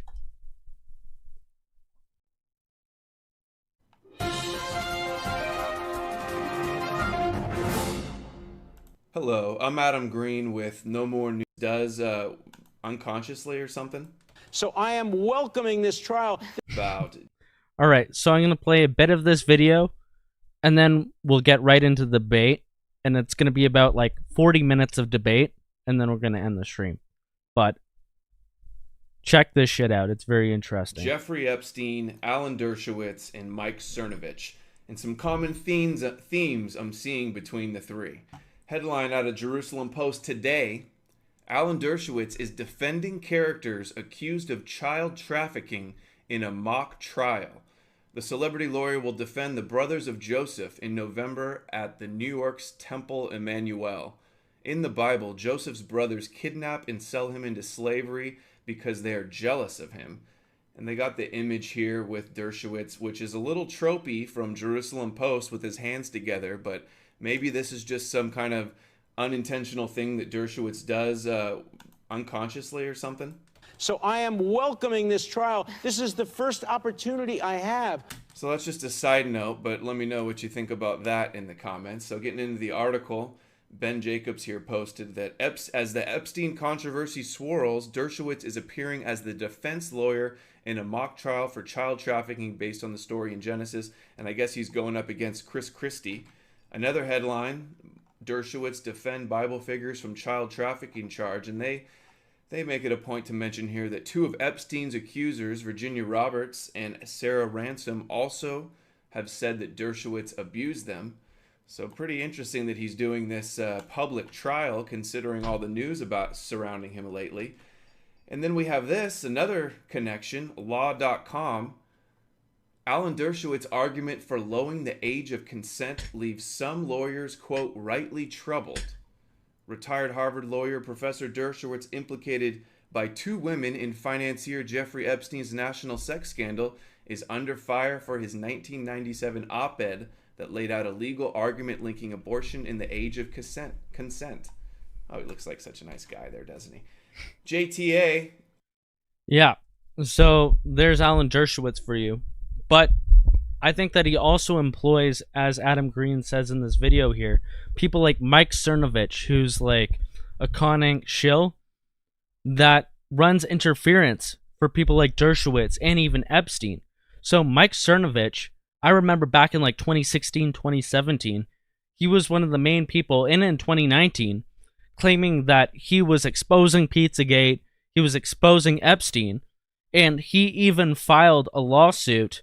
Sorry, he filed like a motion to get some more information from the trial, and he was claiming that he was like uncovering the information about the trial to expose Epstein, but really he was just copying the same motion that Alan Dershowitz was in order to reveal the name of the accuser of Alan Dershowitz and Epstein. So Mike Cernovich was basically trying to dox the victims of Epstein, just as Dershowitz had, the exact same motion, and that's what her defense says, that's what he was trying to do. And then this guy parades himself as if he's the one who's trying to bust Epstein, and he's blowing this case open and exposing him. Meanwhile, he confuses everybody and says that, no, you guys who are blaming this only on Clinton and Mossad, you guys are acting stupid and honestly a bit anti-Semitic. This goes way above and beyond to people that you couldn't even imagine. You know, powers that may be way higher up. But the people who are saying that it's Clinton and Mossad, you know, you guys are simpletons. You guys are stupid. That's what Mike Cernovich was saying at the time. And now he's become like a top conservative Inc. influencer type person, despite him having like a very dark past of being a weird pickup artist that was saying that it's okay to date rape people and making like arguments on Twitter for like many, many years, saying that, hey, it's okay to, you know, you need to choke a bitch, you need to teach them what's good, you need to, like, there's no such thing as date rape because you have to really force yourself on a woman for it to be considered rape. Just like really weird arguments that you wouldn't hear a sane, non-rapey person make. And now this guy has been absorbed into the conservative ink system and is not being attacked like people like Adam Green are being attacked, or Ryan Dawson or Nick Fuentes, and he's getting away with this. And you know, he promoted Pizzagate, he promoted the Jeffrey Epstein stuff and said that he was solving it, but you know, he continues to be able to do whatever he wants. It's pretty obvious that people like Alan Dershowitz have these people employed within the conservative sphere to run interference for them. So that's one thing I wanted to point out before we get into this debate. But anyways, let's just get right into this debate. It was from like 2003, I believe, on Democracy Now! So this is the infamous debate. We're only going to play the first half of it at a bit sped up speed so that we could get through it. But there's a lot of examples of very Talmudic tricks from the lawyer Alan Dershowitz here. So let's get into it. Very interesting and classic debate. Hold on 1 second.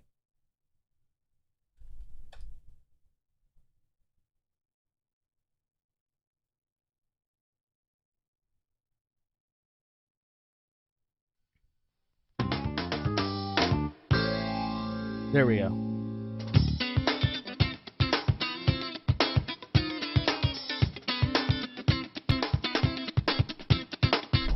From Pacifica Radio, this is Democracy Now! I'm Alan Dershowitz, and in my new book, A Case for Israel, I try to make the progressive case for a two-state solution, and I insist that when the Palestinian leadership really wants a Palestinian state more than they want to see the end of the Jewish state of Israel, the century-long conflict, which could have been resolved long ago, will finally be resolved. Hi, I'm Norm Finkelstein. I read Alan Dershowitz's book twice. I carefully checked the sources, and it's my impression that the book does raise serious questions about his academic integrity, his intellectual honesty, and raises serious questions about whether he's even qualified to teach at Harvard University. Well, this Today, is a debate. Oh, shit. Right out of the gate. Right out of the gate, he's coming hard. And this is a huge controversy of academic integrity. And it is relevant to nowadays because Claudine Gay, the POC president of Harvard, just got ousted from her position. First off, she was among 3 different Ivy League presidents that were put up in front of Congress and questioned about their so-called anti-Semitism in the face of the October 7th Hamas attacks. And, you know, students at universities are often leftists, so the powers that be were trying to shut down the free speech protests from Palestinians and trying to characterize, like, Palestinian clubs, their statements as being incitement to genocide. So they put these 3 Harvard University these 3 Ivy League university presidents up in front of Congress. And surprise, surprise, it was the only 3 out of the Ivy League university presidents that weren't Jewish. So Claudine Gay, and then the woman from UPenn, the white woman from UPenn, who immediately got fired, basically, or quit. And then Claudine Gay stood her ground for a bit, but then she got plagued with plagiarism scandals. But I don't think that any of the elite give a damn about her so-called plagiarism. And you could say that she took something from a secondary source, or, you know, she didn't cite things correctly. And you could make all the, like, yes, I do think that she probably fucked it all up, and that she is a diversity hire. She wasn't smart enough to be there in the first place. No one cares about Claudine Gay's thesis. And, like, her being a Harvard president, who even knew who she was before? But it's obvious that the Zionists wanted to get out the woke leftist and they want to install their own Zionist president of Harvard. So, yeah, she is gay. Claudine gay, and it is gay. This whole thing is gay. But the talk and the controversy about academic plagiarism and academic integrity has come forefront again. And once again, it does have to do with Zionism. So I'm going to move this forward about 4 minutes once the arguments start. For the two-state Review, the Christian Science Monitor, and others. He is laying out the thesis of your latest book, The Case for Israel. Well, I wanted to write a progressive liberal case for the two-state solution, which I think that most Israelis favor and have favored for a long time. I dedicate the book to Professor Aaron Barak, who was the president of the Israeli Supreme Court, and for a reason, because I argue in the book that no country in history faced with comparable threats, both external and internal, has ever tried so hard to comply with the rule of law. I compare Israel favorably to the United States in this regard. Its courts intervene actively in support of Palestinian rights. Even during fighting in wartime, during the Jenin events, the Israeli court enjoined the Israeli military from engaging in certain actions which, in its view, violated the rule of law. The Israeli Supreme Court has banned the kind of rough interrogation techniques that are now being employed by the United States in Guantanamo. Israel is the only country in modern history that has never deliberately and explicitly retaliated against those who attack its civilian targets. For example, during the Six-Day War and the 1973 war and the 1948 war, its own residential areas were bombed by Egypt, by Syria, by Jordan. 1,600 shells lobbed into West Jerusalem. Israel never bombed Amman or Damascus or Cairo. They have, of course, bombed areas of that they commit false flag terrorism attacks and they never admit it all the time. Like, he's just spewing bullshit every second that he speaks. And I'm laughing because in the Rumble chat I see Cunning Drog saying, "Democracy now?" Well, yeah. It's funny that Democracy Now, back 20 years ago, was a channel where you would see the truth come to light.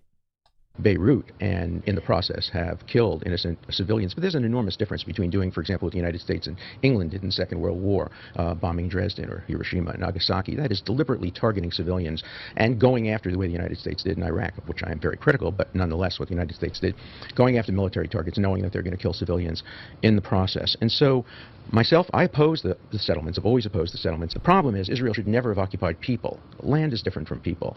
And today, I think, unilaterally, what it ought to do eventually, if it can't find a peace partner, is to make some unilateral change, small ones, end the settlements. In fact, my peace proposal is that Israel would have a schedule for ending the settlements. That is a schedule for saying on so-and-so day the settlement ends, conditioned on best efforts by the Palestinians to end terrorism. That would create an incentive to ending terrorist acts. By the way, you never condition anything on the end of terrorism because that gives the terrorists a veto. What you condition it is on making good faith efforts. So the two-state solution is inevitable. It's going to happen. The only question is how long it takes to happen. And my hope is that we can have a reasonable, serious debate about the future, about the rights and wrongs. I think there are rights and wrongs on both sides. But I'm nervous because I heard from my debating partner in the beginning what sounded like it was going to be simply an ad hominem attack on me as whether I'm qualified to teach at Harvard. I would hope we could elevate the discussion and keep it on merits. I won't attack Mr. Finkelstein on his merits of his position. Let people read his book and judge for themselves. And if he would refrain from personal attacks on me and let people judge the book on its merits, I think we can move the ball forward and have a reasonable, serious debate. I think it'd be interesting to know where we agree, where we disagree, what facts we share in common, what facts we have different views on, and whether they're empirical and could be subjected to reasonable resolution, where we have moral disagreements. I really think that in the end, today, you read the news about Israel, there's other good news. There's in the works, according to the New York Times, a prisoner exchange between Hezbollah and Israel, in which Israel would get back one person, a civilian who was captured by Hezbollah in exchange for Israel giving back 400 or so prisoners. There's movement forward. Let's not destroy that movement forward by getting involved in meaningless ad hominem discussion. Let's see if we can elevate the debate and see if we can really move forward to the two-state solution that I think virtually everybody in the world today wants. Now, this is hilarious. You know, he's talking about an elevation of the debate. The historical context for this debate and this whole affair between the two is that Norm Finkelstein moved to write a response to Dershowitz's Case for Israel, which is a book that he wrote where he supposedly plagiarized Joanne Peters, and that's what Norm Finkelstein talks about throughout this debate. But anyways, they had this back and forth and, this disagreement about that. But either way, Dershowitz lobbied aggressively to get Norman Finkelstein denied his tenure at DePaul University. So Norman Finkelstein, as an assistant professor, and a very famous one at that, he was set to become tenured, which means that he couldn't get fired. So he would have like a permanent stature at DePaul University, and he would be much more untouchable as a tenured professor would be at any university. Like, it's the next level of prestige. However, Alan Dershowitz, he used his position at Harvard in order to attack that, and he lobbied for the other professors at DePaul University to block that. So Norman Finkelstein, he was voted by his faculty in 2 separate occasions that he should get tenure. But then eventually, partially because Alan Dershowitz lobbied so hard against him, eventually there was like an appeal in which Norman Finkelstein's tenure was denied, and eventually he was forced to quit and reach a settlement, and he got ousted of his university. So this is why it's one of the biggest free speech academic freedom scandals, and it has its own Wikipedia page. Because these are the tricks that a person like him plays. He comes into a debate acting like he's all in good faith, acting like he cares about the truth, but at the same time, he'll do anything he can behind the scenes, underhandedly, in order to shut down his competitor,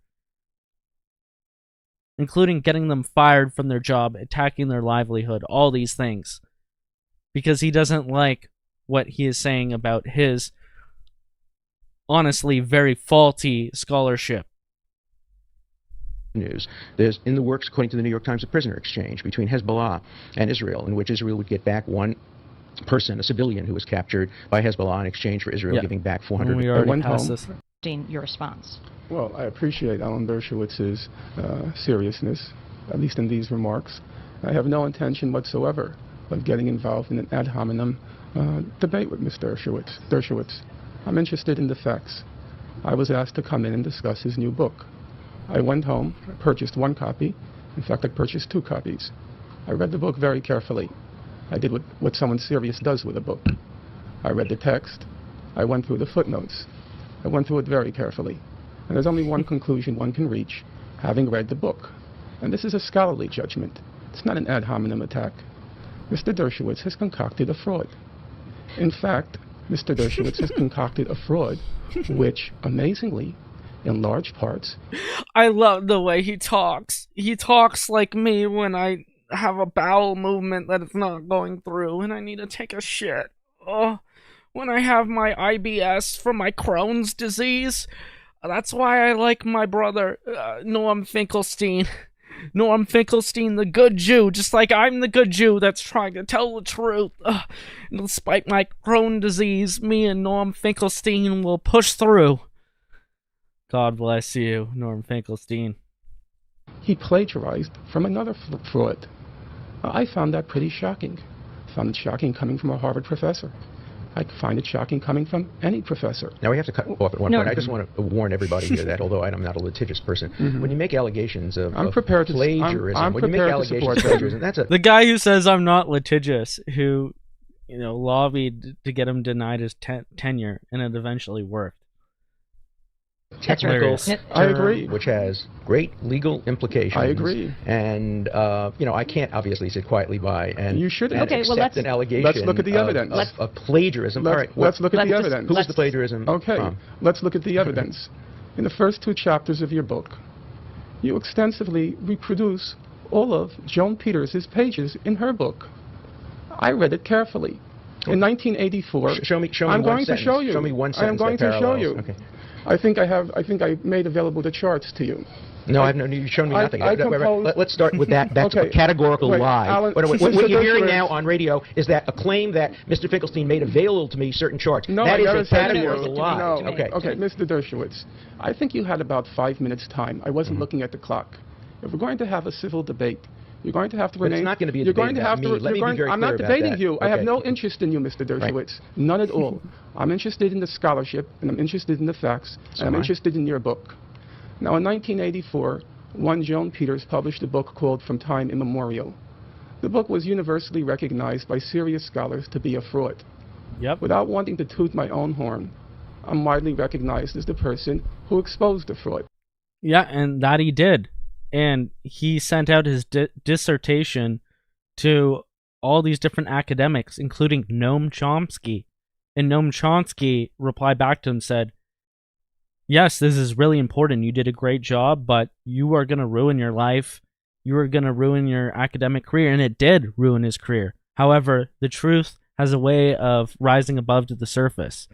So, you know, like Dershowitz also has a vendetta against Noam Chomsky, you know, the 95-year-old Jewish human rights activist. Whatever, I don't agree with a lot of Noam Chomsky says, but Dershowitz has a vendetta against him and Norm Finkelstein here.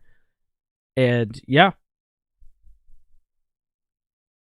Norm Finkelstein and Noam Chomsky had some early correspondence where it's just like, God bless you, Norm Finkelstein. Keep trying at this. You're going to need all the help you could get. I know that book inside out. I read it at least 4 times, and I went through all 1,854 footnotes. I started to read your book, Mr. Dershowitz. I then came to chapter 1, footnotes 10, footnote 11, footnote 12, footnote 13, footnote 14, footnote 15, footnote 16. All of the quotes are from Joan Peters. They are so from Joan Peters that you have a long quote here from Mark Twain on pages 23 to 24. I turn to Joan Peters, page 159 to 60. The identical quote from Twain with the ellipses in the ellipses. Is the Twain quote wrong? With the ellipses. Is the Twain Let me quote finish, wrong? sir. No, but the key with is the ellipses in the same places. The identical quote from Twain with the ellipses in the same places. It's been widely quoted, as you know. Really, now, Mr. Dershowitz? What's your point? Is it Norm Finkelstein's disgusted look is the perfect disposition for dealing with somebody like Alan Dershowitz. And yeah, this guy is just copying another book, it seems, to the point where the ellipses from the quotes are in the exact same spot, even though they're from different sections of a book. So I don't know how to exactly explain this, but I think you guys get the point. Correct quote.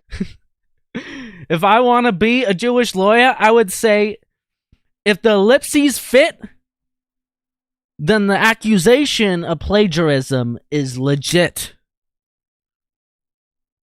If the ellipses has too much space, then your academic scholarship is a disgrace.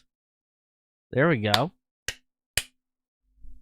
I'm getting my Jewish lawyer on. Hell yeah, I like it. Let's finish, Mr. Dershowitz. I want to ask you a question. Is it an accurate quote of Twain? Did Twain say Professor Dershowitz, the way we can have a civilized discussion here is that each person will get a chance to make their point and won't be cut off. So you have nearly a full-page quote from one William Young, a British consul from May 1839. Is it an accurate quote? On page 8, I'm going to finish, sir. On page. And another interesting thing is Mark Twain. Apparently, Mark Twain, I don't know much about his work. Obviously, he's a name that everybody has heard of in their lifetime. But supposedly, he went to Palestine and he saw barren lands, and that's something that Israelis use to justify, the conquering of Israel over Palestine. I don't know the exact situation there, but that's just some context. 18 of your book. I turn to Joan Peters, page 184, the identical quote with the ellipses. I'm holding it up for the camera, perhaps they can see. This is the length of the quote. We can't see. Is it an accurate quote? The ellipses in the identical place. We can't see the ellipses. Last point. I'm not going to go through chapter 2 where there are 29 plagiarisms from Joan Peters. Wait. Let's be very clear. It's not plagiarism to quote Mark Twain correctly. Except that you cite Mark Twain and not Joan Peters. I'm a professor, sir. I know what plagiarism is. And plagiarism is? Well, let's hear Oh yeah, and there's one other thing I wanted to show you guys. I forgot to show you before, but remember the 7... Somebody just said the sewer Jews. This is a screenshot from the Adam Green video that I was watching. Hold on. Give me 1 second. Shabad honors Dershowitz. So this is that exact video, building 770, them honoring Alan Dershowitz in their building. So yeah, Was Alan Dershowitz in the sewer? I don't know. See your definition of plagiarism. No, we're not going to get involved in that now. So you're using a word and you're not going to tell us what you mean by it. I'm going to give the documentation, and you know what? We'll let everybody else decide for themselves. One last example, and I want to make it very clear. In Joan Peters' book, From Time Immemorial, she coins a phrase. The phrase is turn speak. And she said, no, she borrows it from. She borrows it from. Who is it? I'm sorry. She attributes it and borrows it from somebody else. I'm sorry. She coins the phrase. You see, you don't know what you're talking about. And that's pretty terrible. That's pretty terrible. You're pretty terrible. She says she's using it as a play off of George Orwell, which, as all listeners know, used the phrase newspeak. Right. And she coined her own phrase, turn speak. You go to Mr. Dershowitz's book. He got so confused in his massive borrowings from Joan Peters that on 2 occasions, I'll cite them for those who have a copy of the book, on page 57 and on page 153, he uses the phrase, quote, George Orwell's turn speak. This is like Jewish Bible study gone wrong, gone wild. Yeah. So basically... Basically, Dershowitz, in his massive borrowing, mixes up the word newspeak that everybody knows from 1984 and George Orwell, and this Joanne Peters, who made a turn on it called turnspeak, and he confused it all, and he said turnspeak by George Orwell, which basically betrays grade 9 fucking English class where you learn about Animal Farm in 1984. Turnspeak is not Orwell, Mr. Dershowitz. You're the Felix Frankfurter Chair at Harvard. Yes. You must know that Orwell would never use such a clunky phrase as turnspeak. I like it. I think it's a very elegant well, phrase. maybe you liked it. Evidently, Joan Peters liked it. But George Orwell never heard of it, to the best of my knowledge. We have to break for stations. Just one sec. We have to wait. Just one sec. We have to break for stations to identify. Look at the charts. It's funny. The Jew has a sense of humor even when he's getting destroyed in a debate. All right. Old 2000s political commercial here. Here on Democracy Now!, the War and Peace Report, as we continue our debate on Alan Dershowitz's new book. It's called The Case for Israel. Alan Dershowitz is professor of law at Harvard Law School, in discussion with Norman Finkelstein, who teaches at DePaul University in Chicago. His books, Image and Reality of the Israel-Palestine Conflict and the Holocaust Industry. Professor Dershowitz, your response to this very serious charge of plagiarism? Well, it's a frivolous charge, of course. What happened was this. Of course, I read the Peters book. Anybody writing a book on the Middle East would. I also read a book called The Myths and Facts, which is a book put out originally by AIPAC and then published separately and independently, and probably 30 or 40 other books which use the same quotes. They're very extensively used quotes by Mark Twain, because Mark Twain traveled to Palestine. Mark Twain's a very prominent American writer, and what he saw in Palestine is very relevant to the debate. He saw barren lands. He didn't see a Palestinian community. He saw empty roads, and he writes extremely vividly. And one scholar is entitled to read a book, as I did of Peters' book, and to find quotes in the book and check them against the original quotes and find them to be accurate, and then do what I did. I don't know whether or not Mr. Finkelstein read footnote 31 that appears on page 246, which says, the research of French cartographer Vital Kuntz are relied on for the conclusions. I may have mispronounced it. I'm sorry. No, you misspelled it. And then I say, see Joan Peters from Time Immemorial, Chicago, etc. And then I say, Peters' the passive aggressiveness is so funny. Conclusions and data have been challenged. And then I quote from Said and Hutchins, I do not in any way rely on them in this book. In other words, what I did, and it's very common for scholars to do that, is I read her books, I read Mr. Finkelstein's criticism of them, and I came away with enough doubt about the conclusions that although I don't regard the Peters book in any way as a... So he plagiarized a book, but he separates himself. I didn't come to the same conclusions, even though I borrowed extremely heavily to the point where there's almost no distinction, and we made the same mistakes that he initially uncovered in his what do you call it? Response to the initial book, right? Fraud. I think it was a well-intentioned effort to recreate and the very difficult to recreate events that existed in 1890 and 1900. I did find her quotes, which have been, as I said, used extensively by Facts and Myths and other publications, to be quite compelling. I don't purport to be an independent historian who goes back.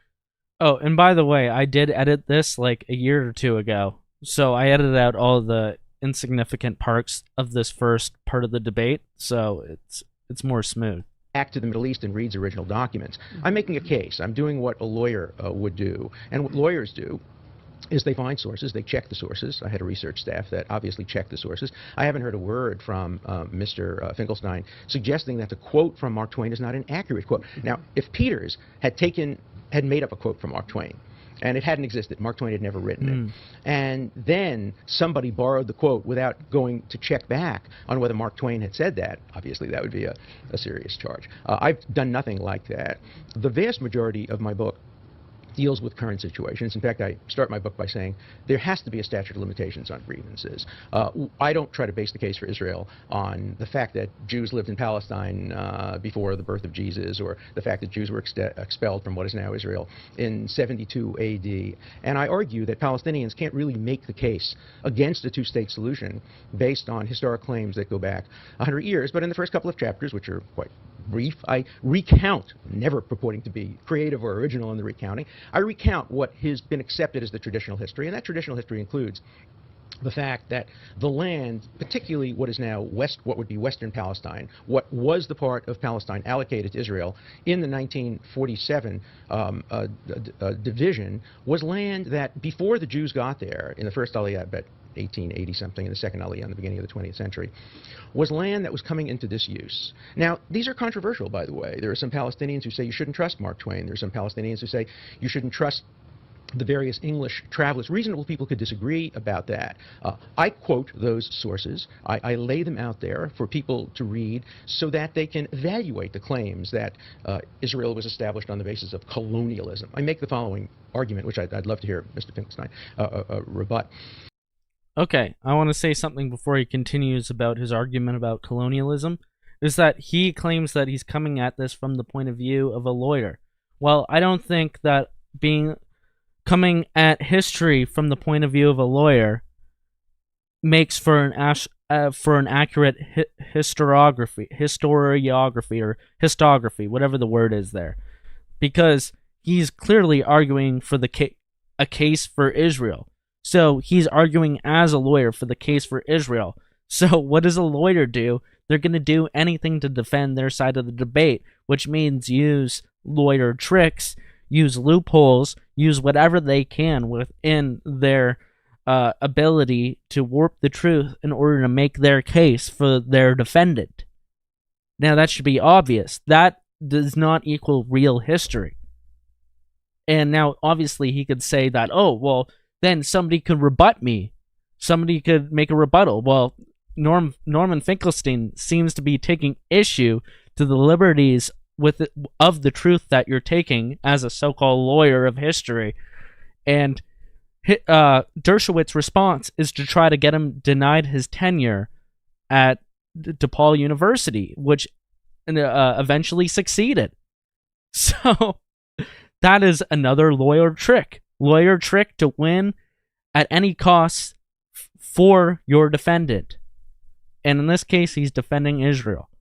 So you can't be both a lawyer and an accurate historian. That's a point that I want to make that I got out of just watching that. You can't be a colonialist country unless another country sent people there as soldiers to take over that country. For example, France sent its settlers to Algeria. England sent its settlers to India. Dutch and other countries sent their settlers to parts of Africa with guns to take over. What did the Jews do during the first Aliyah and the second Aliyah? They escaped from countries that were persecuting them. They escaped from Russia. They escaped from Poland. They escaped from Lithuania. They didn't come at the request of those countries. If you claim people were colonialists, you have to say on whose behalf they were working. The Jews who came there weren't working on behalf of Russia. They weren't working on behalf of Poland. They weren't working with Lithuania. They came as refugees, much like American Jews came as refugees to America. Okay, that's interesting. So he's trying to dispel accusations of colonialism based on the fact that Jews were refugees coming to Israel. Now, that could be debated, but either way, if they're coming there and then, like, you've seen probably on Twitter or other places or on social media testimony from the initial Jewish settlers during the Nakba, which was around 1947-48, when the state of Israel was created, and how they went from town to town in Palestine, and they absolutely decimated them. And their leaders, their war leaders at the time, look upon it very fondly, how they would kill whole villages of people. Now, if you want to make an argument of colonialism or not, I think that's irrelevant. I think that these people have a right to their own claimed victimhood, just as Jews have a right to their own claimed victimhood within World War II, just as Germans have their own claimed victimhood to the bombings of Dresden and other situations, or the Japanese, when Tokyo got bombed, fucking Hiroshima and Nagasaki, right? So it's another sleight of hand here, trying to use the word colonialism to make false equivocations about reality and to justify the genocide of the Palestinian peoples. The ones who went to Palestine went with rakes and hoes to try to build land, to try to join collectively. Rakes and hoes, more like population. machine guns and flamethrowers and bombs. They did, in fact, improve the land. As a result of work projects in Western Palestine, many Arabs from Eastern Palestine moved there. I cite statistics. Peter cites the same statistics, in fact, showing that in various kibbutzim, Rishon LeZion, and others, the fact that 100, I don't remember the exact numbers, Jews moved there. On Rumble, Lewis Lane says, I saw Norm Finkelstein for the first time on Candace Owens' last show before her maternity leave last month. Must have pissed Ben off. Ben Shapiro. Yep. Norm Finkelstein is doing a great job bringing good optics to the anti-Zionist and pro-Palestinian humanitarian side of this argument. Not that I'm simping for Palestine here, but, like, right is right, and telling the truth does help us, because it takes the wind of the sails of the Zionists who are also occupying our government. There attracted 300 or 400. You may disagree with it, but those are the data that I presented, and we can reasonably disagree with that. Okay. Now, I just want to make one point about Mr. Finkelstein's research. I don't want to get ad hominem. I don't want to get into this debate, but for example, I do quote Mr. Finkelstein at one point, I think only once in the book, and that is he makes an argument in Edward Said's collection that to judge the 1947 partition, the only fair way to do it is to look at either all of Palestine, which I don't know whether he means to include what became Jordan, Transjordan, or not, or you have to look at what became of Israel after the 1948 war. I disagree with that. What I say, respectfully, in the book, is that when you look at the fairness of the 1947 petition, you only look at the land that was allocated to the state of Israel. And in that land, Jews were clearly a majority, according to the UN census. To be sure, once the Arab nations attacked Israel, once the Palestinians attacked Israel, there was a war, and Israel secured more land, which was regularized by a ceasefire in 1949. What Mr. Finkelstein does is he counts that land and says, aha, look at how much they got, and look at the proportion of Jews and Palestinians. That's not the correct demographic to look at. So, you know, we can have reasonable arguments about this, but let's stay away from the ad hominems and get to the merits of the case. You know, Professor Dershowitz, I'm not a professor at Harvard, but I do you seem to resent that a lot. But I do teach elsewhere. And when we discuss issues like falsifying information, plagiarizing, lifting whole cloth from other books, I've never heard that called ad hominem. For a serious scholar and a serious academic, those are very fundamental issues. But when they're false, so, they're ad okay, hominem. no, if they're false, then you dispute them. That's what but I'm to doing. characterize them as ad hominem seems really out of court for a professor. No, they are ad hominem. You said I don't deserve to teach at Harvard. That sounds pretty ad hominem to me. Professor Dershowitz, you raised that issue. I'll try to address it, and then we're returning to the substantive issues of your book. First, tell me why I should I'm going to refer to that. Okay. On page 207 of your book, you say that to deliberately misinform, miseducate, and misdirect students is a particularly nasty form of educational malpractice. Of which I accuse Now, Noam I consider what you have done in the book to be a paradigmatic, a quintessential example of misinforming, miseducating, and misdirecting. So you go write, on. write allow me article, to finish. Allow me to finish, Mr. Dershowitz. I've been very respectful of your time. On page 213, you discuss the Holocaust fraud by Robert Faurisson, and you write, quote, Okay. there was no extensive historical research referring to his book. That's right. Instead, there was the fraudulent manufacturing of false anti-history. That's right. And Chomsky wrote, as you know, an introduction. Please don't bring in Mr. Chomsky. He can defend himself. So, Dershowitz is bringing up this guy, Robert Forson, who is supposedly a Holocaust denier. And Noam Chomsky wrote a foreword in Robert Forson's book saying that he's allowed his right to free speech. So Dershowitz is using that to smear Noam Chomsky, one of his other debate opponents, by saying that he's a Holocaust denier, like he supported a Holocaust denier. So Norm Finkelstein is trying to push that off, and Norm Finkelstein is trying to reverse this on Alan Dershowitz, saying the same thing he's accusing the Holocaust denier of having no backing to his sources, no academic integrity. He's applying the same things to Dershowitz, which I think is an excellent judo move, an excellent move of jujitsu, to grapple with these retarded narratives, because, even talking about Holocaust denial or revisionism like this is retarded, but, you got to start somewhere. We're talking about you and your book. It was the kind of deception, referring to Forison's book, now let me quote clearly, for which professors are rightly fired. I stand by Not that, of because their views are controversial, and let me underline this again, but because they are violating the most basic canons of historical scholarship. Well, let me respond to that. Now, If you can compare me to Forson, if you can compare Forson made up a story... Forson is probably a much better man than Dershowitz, and probably not a pedophile either. Your standard. I'm referring to your standard. I have no interest in Forison now. I'm talking about your standard. Absolutely. To miseducate, misinform, and misdirect, to violate the standards of historical scholarship are grounds for expulsion. Absolutely. So it's not an ad hominem argument. It's using your standard. No, it's an ad hominem argument. I'm going to interrupt here because I want to get to some of the. I want to get to some of the main points of your book. Also, we were intrigued on. Watching Scarborough Country when you debated Sam Husseini, the offer that you made. We want to just play it for. So he's got an offer for $10,000, but the money keeps going up for anybody who could prove that he told a lie in his book. Moment. Please. I'll tell you what, I will give $10,000 to the PLO in your name if you can find a historical fact in my book that you can prove to be false. I issue that challenge. I issue it to you. I issue it to the Palestinian Authority. I issue it to Noam Chomsky. I issue it to Edward Said. Every word in my book is accurate, and you can't just simply say... Imagine him yelling at a child to get him to do what he wants them to do.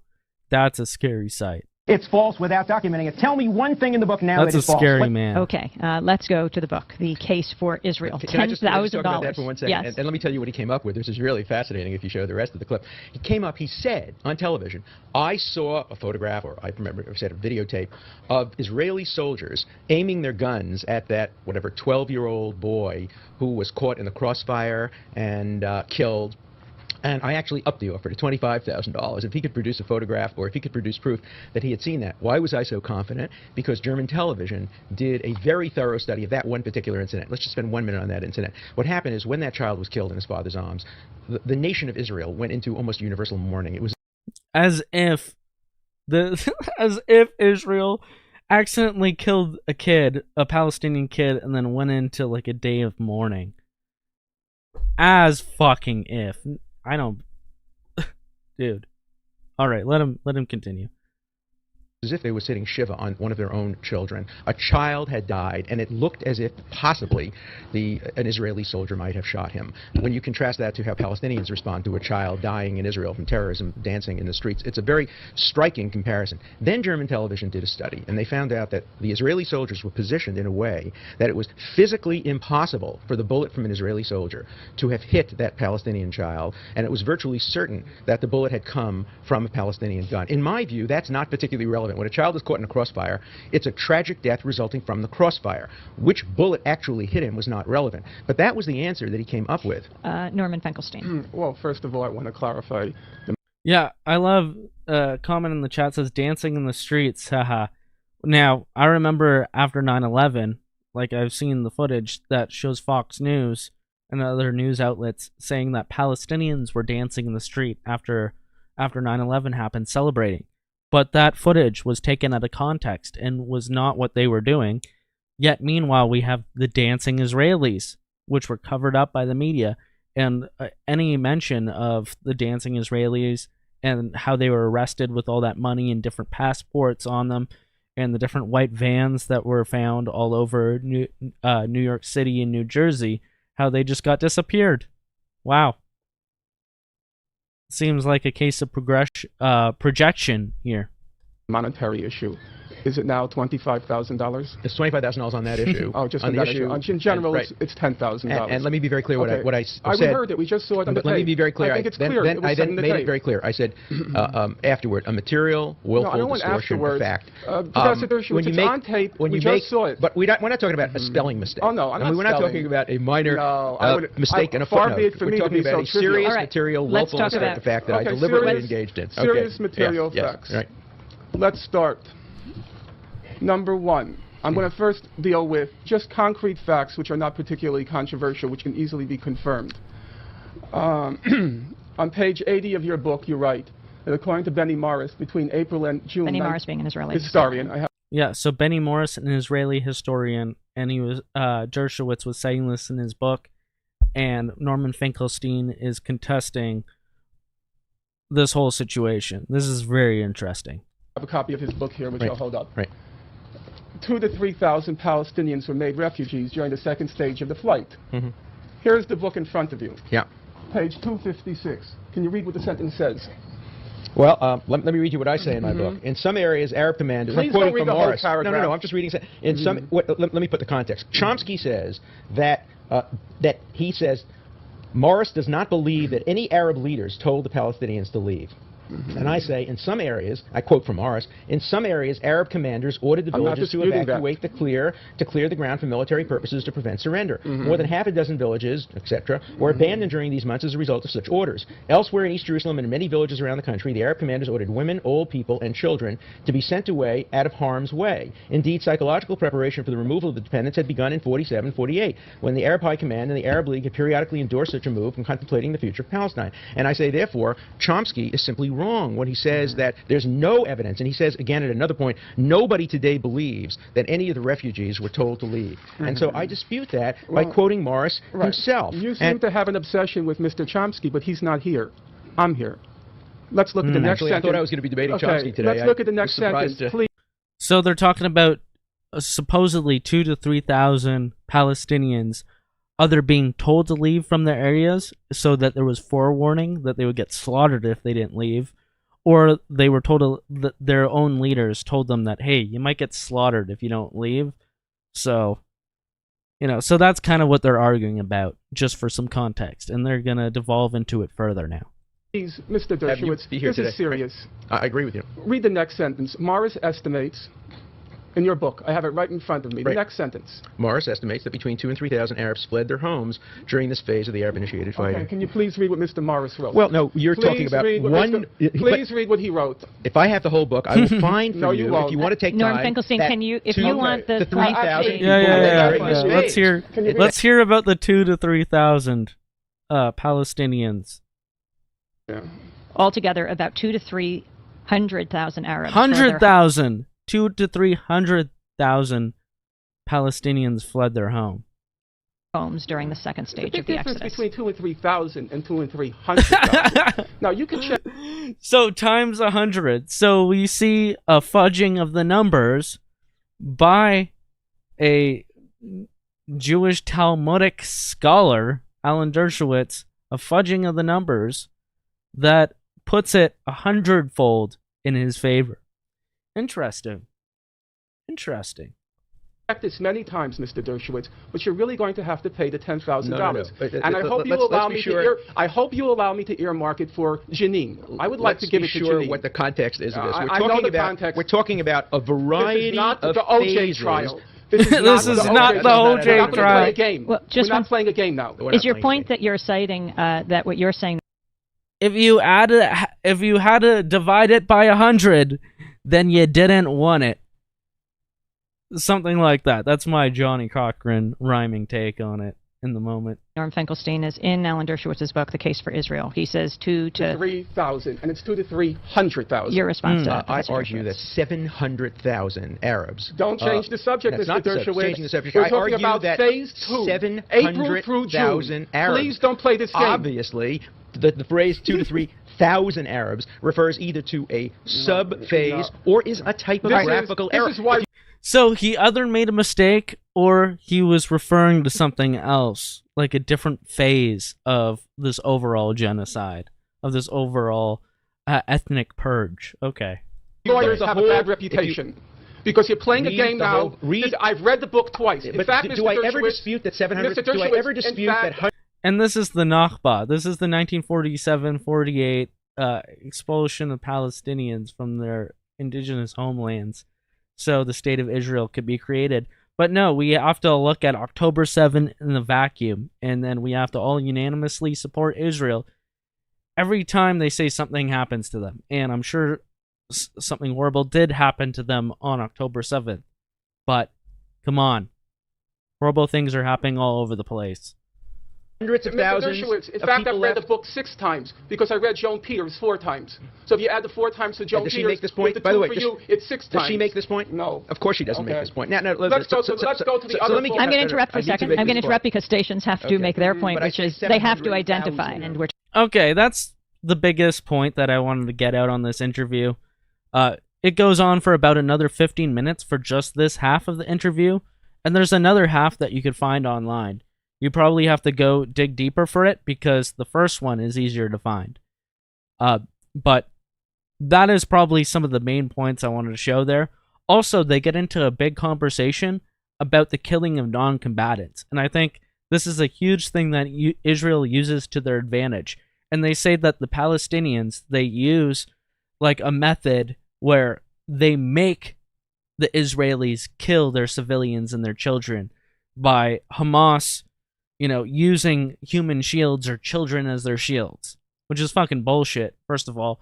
And they have a huge argument about how Israel, like Dershowitz claims that Israel has like the best human rights record and that there was one Hamas leader that they weren't going to kill because he was walking around with his wife on several occasions, his wife and his children, so they decided not to take him out, even though that they thought that that could save more Israeli lives in the future.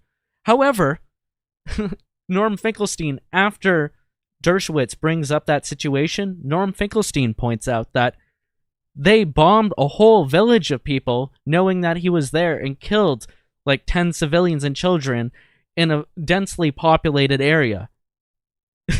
So Dershowitz, using one situation to exonerate the Israeli army and say that they're totally peaceful and that they do all these humane things and they take these extra efforts to be humane, Norm Finkelstein points out that he's only using one situation, and he, like Israel does by using the Hamas attack on October 7th, they try to isolate things in a vacuum, and they try to use one example that they have concocted as a way to deny all historical context. And I think that is one of the most Talmudic tricks that has been used in the propaganda, in typical Zionist propaganda. So, overall, this is one of the most interesting debates I've seen. You could look it up. Democracy Now!, Norman Finkelstein versus Alan Dershowitz. Let's just see kind of how it peters out in the end. Tells the truth. Wait. First of all, Joan Peters has never written about this issue. This issue is one where, of course, not only the Israeli military, but the United States. So they just start talking to each other very quickly, and some of the same. She's just trying to shut it down at this point. Some of the same Human Rights Watch make up that example. First said Human Rights Watch make up that example. No, that was an example. Human Rights. You said they were given it to them by a source, and it was disputed. You're shaming. Guys, we gotta go. We gotta go to break. We gotta go to break. Oh, come on. Not a single one. We gotta go to break. No, but no. This show's about to end. Okay. Guys, please. All right, on that note, we're wrapping up. On that note, we're going to wrap it up. Professor Dershowitz, let me ask this question. Please, yeah. Did you investigate the Human Rights Watch report? Of course I did, and I read it. And you found that to be incredible. I found that to be incorrect. Not only that, the United States government has found that to be incorrect. Yeah. Dershowitz doesn't like any sources from Human Rights Watch, Amnesty International. He just likes IDF and other sources that corroborate his claims. On that note, remember the 40 beheaded babies that we heard from October 7th propaganda? Insane shit. And we're seeing it in real time now, thankfully. Like, with the advent of social media being so popular now, we know that the 40 beheaded babies claim is bullshit, and we could hold them to account. Back in the past, we couldn't hold these Talmudic lies to account as easily and as specifically. But now that everything is happening in real time, we cannot let them get away with lies. And hell, we can't let anybody get away with lies like this. We just got to tell the truth at all costs here. We have to wrap up the show. I want to thank you both for being with us. Alan Dershowitz, The Case for Israel, Norman Finkelstein, The Holocaust Industry. You decide. Our website, www.democracynow.org. I'm Amy Goodman. Thanks for joining us. So yeah, an old school debate that was part of a decades-long feud, and there was a lot of back and forth after that. And actually, just very recently, in the past few weeks, I'm not going to play this debate, and I'm going to wrap up the stream in a little bit, but I just want to show you, and you guys can watch this for yourself. There's a new debate on... Okay, I'm offline. Am I still live, guys? Am I still live? Uh-oh. Says I'm offline.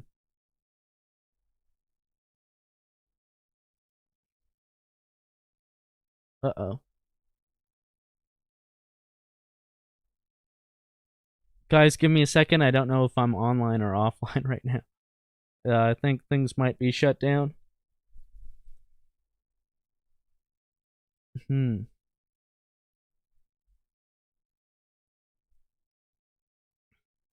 good? Hold on, give me... I'm live still. Okay. I'm seeing on my pages that it's not. I'll just give it a few refreshes, okay? Sorry, guys. I'm about to wrap this up, but I had a little bit more I wanted to show. Don't know what's going on here.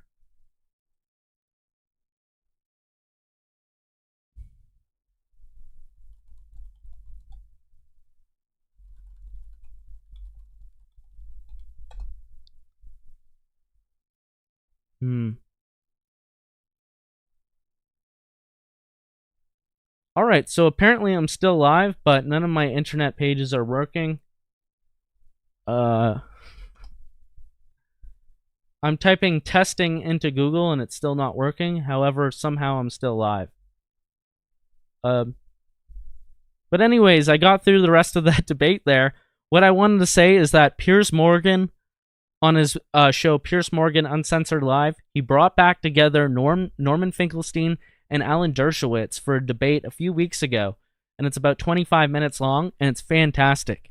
So you could see this debate updated to its modern context. Dershowitz now 85 years old, and Norman Finkelstein now 70 years old.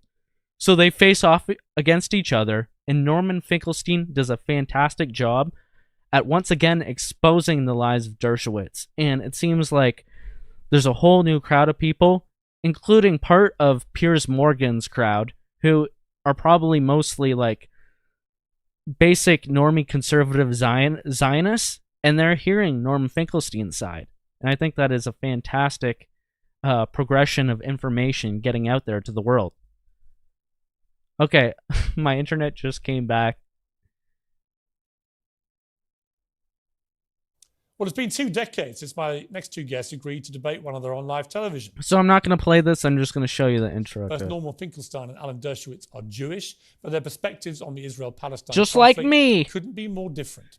And they both join me now, the lawyer and author of The War Against the Jews, Alan Dershowitz, and Professor Norman Finkelstein. Well, welcome to both of you. I feel a bit like Kofi Annan bringing you two gentlemen back together. So this is from 3 weeks ago. I'm not going to play it. 1.6 million views. And then you can see all the comments here. People thanking Piers for putting a good debate up. And, you know, you got to give it to him. People in the chat, Alan Dershowitz needs to rot in jail. Hypocrite. This is the first time I've seen Piers Morgan actually conduct a fair debate. You know, for nearly 7 minutes, Piers Morgan managed the unthinkable. He let Mr. Norman Finkelstein speak without interruption. It's a historical event in the world of interviews. And I think with somebody like Norman Finkelstein, Professor Finkelstein, his stature and his background, the optics are just so good that they're undeniable for the mainstream media, like Piers Morgan, to be able, like, he has no business interrupting Finkelstein, and he will look like an absolute disgrace if he tries to interrupt Professor Finkelstein while he's trying to give a humanitarian case for Palestine.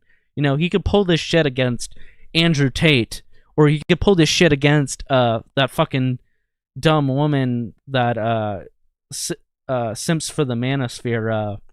What's her name? Pearlie. He's done a couple interviews with Pearlie things, or Pearl Davis, where he goes hard against her and he tries to, interrogate her about her interviewing Nick Fuentes and stuff like that. But when Piers Morgan hosts a debate with Alan Dershowitz and Norman Finkelstein, he can't be interrupting Finkelstein in order to run cover for the Israelis and for the Zionists, or else he's just going to expose himself even further. So, this is a fantastic debate if you guys want to go and watch it. And I think on that note, I'm going to end it. I'm going to play another video before I go tonight. Another video to play you guys off on that is absolutely fucking hilarious. But I'm just going to look at the chat. We have Rhea Hayes saying, great stream, Edgy. Thank you. Well, thank you, too, for showing up, apparently, my internet didn't get fully shut down. It got shut down a bit, but we're still here. You love to see it. You love to see it. Maybe my Jewish connections finally kicked in, and I was able to save the stream. Oy vey.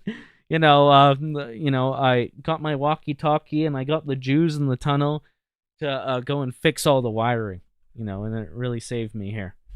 But I appreciate all the people who supported me tonight. Jenstein, Scarecrow, Kira, Godzilla, A Man on the Mountain. Appreciate it all. Any support helps. Cunning Drogger. Appreciate you all. Appreciate you all who contributed in the chat. Please smash the like to get this up in the algorithms, whatever platform you're on, Rumble, Odyssey, YouTube, Entropy. Appreciate it, guys. Thank you so much. And I want to play you guys out on a hilarious video. So this video is called Squidward Gets Cancelled. It's by Colaws. Colaws and Americaner. So they take a classic SpongeBob episode where they get flung from their clubhouse into the middle of nowhere, and they just take stills from this episode, but they make it into a thing about how conservative ink is completely cucked. So this is very specific to, the shit that we know about and how, like, the conservatives aren't real conservatives. And it makes fun of Q-tards a lot. So this guy has a few other ones like this. But this one is hilarious, so I'm going to leave you guys out on this. You guys are going to fucking laugh at this. Alright, peace out, everybody. Cheers.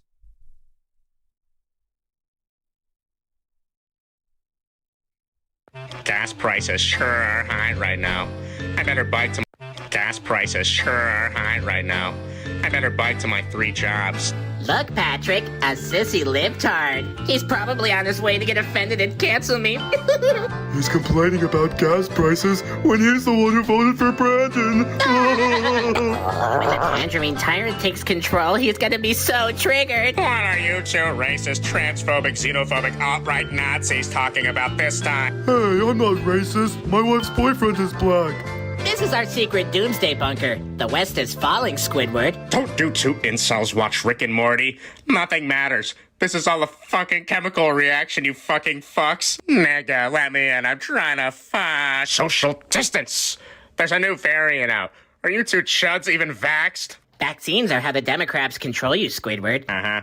And who told you that? Trump himself told us via telepathic communication. I've had it with you stupid fucking chuds.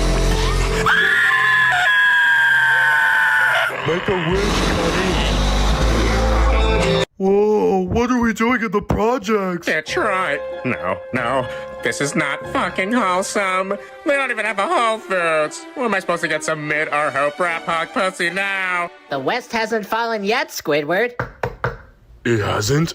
No! No, not as long as we have our magic QAnon shell. Oh, a hotline to the Tangerine Tyrant himself. Oh, President Trump, when you get back, are we gonna drain the swamp? Oh, please. You two actually listen to that small dick energy nonsense? He's literally fucking orange, you fucking fucks. Squidward, don't you know that QAnon is gonna save us all from the clutches of Dark Brandon? Quick, ask it how to save the West. Oh, President Blumph, what should we conservatives conserve now? Nothing. Based. Billions must thrive. Nothing. Don't you think as conservatives you should be upholding moral tradition and values? Fine. I went either way. I'm gonna go for a walk in this beautiful, culturally enriched blue city. Well, this isn't so bad. They have it. Real life black people. Sir, may I just say that I'm on your side in fuck Whitey? I'm really fucking starstruck. Oh fuck, oh god, this is not fucking wholesome. These black people are nothing like the Kendrick Lamar song. We gotta gentrify the block. There's not even IPA brewery here. Wait, that yellow light. An In-N-Out burger. Oh, I am free. I am free. Yes, finally a college town with only white, non-scary homeless people. What? Oh. Yeah. How's it going over there on the right? Still waiting for the Cheeto Adolf to save you? Well, while you two were sitting there doing nothing, I was reading up on the World Economic Forum. Crap Schwab says that weenie needs a bug to prevent climate change. I'm doing my part. So delicious. Full of protein and tastes just the same as meat. Oh, I bet your precious beer, bacon, and boobs cheeseburger looks pretty nasty now, huh? Oh, and FYI, this is now being served in every elementary school cafeteria. After all, it's a part of the healthy bottom-friendly diet, which is all a part of the kindergarten curriculum. Your big little children will learn how to anally douche and watch Kevin Leonardo videos in class. But surely you don't care because QAnon will save you. As if the red wave will just fall right out of the sky. Fall right out of the sky. Holy shit, we're falling right out of the sky! Time to save the West. We are so back. Oh, hail Q! Oh, wow. Guys, sure looks good. You think maybe I could, wow, look at those gas prices. I've never seen them so low. The high oil prices were just a distraction from Hunter Biden's laptop. You think a trans, furry, freedom phobe like me could enjoy some of this fucking economic miracle, too? Sure, Squidward, as long as you don't make it your whole personality. Oh boy, what should I do first? Buy a house, a car, maybe some Funko Pops? Why don't you consult with the magic QAnon shell? Oh yeah, sure. Right after I consult with Dr. Joe Rogan. Squidward, QAnon is what saved this country. How could you still reject its teachings? Maybe he doesn't trust the plan. Oh no, you guys got it all wrong. I love this fat orange racist piece of shit.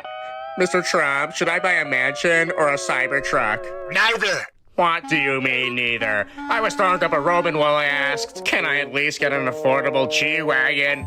No. Okay, that's too expensive. How about a Tesla Model 3? You should have trusted the plan. Hello? Is anyone selling loud out here? Hello? Oh yes, a fellow Democrat. I'm saved. You have got to get me out of the hood. The bleed over from Trump's presidency has made this place a total shithole. And to make it even worse, I've been stuck here with these two right-wing incel subhumans and their magic QAnon show. Magic QAnon shell? You mean like this? Hooray! The West is saved!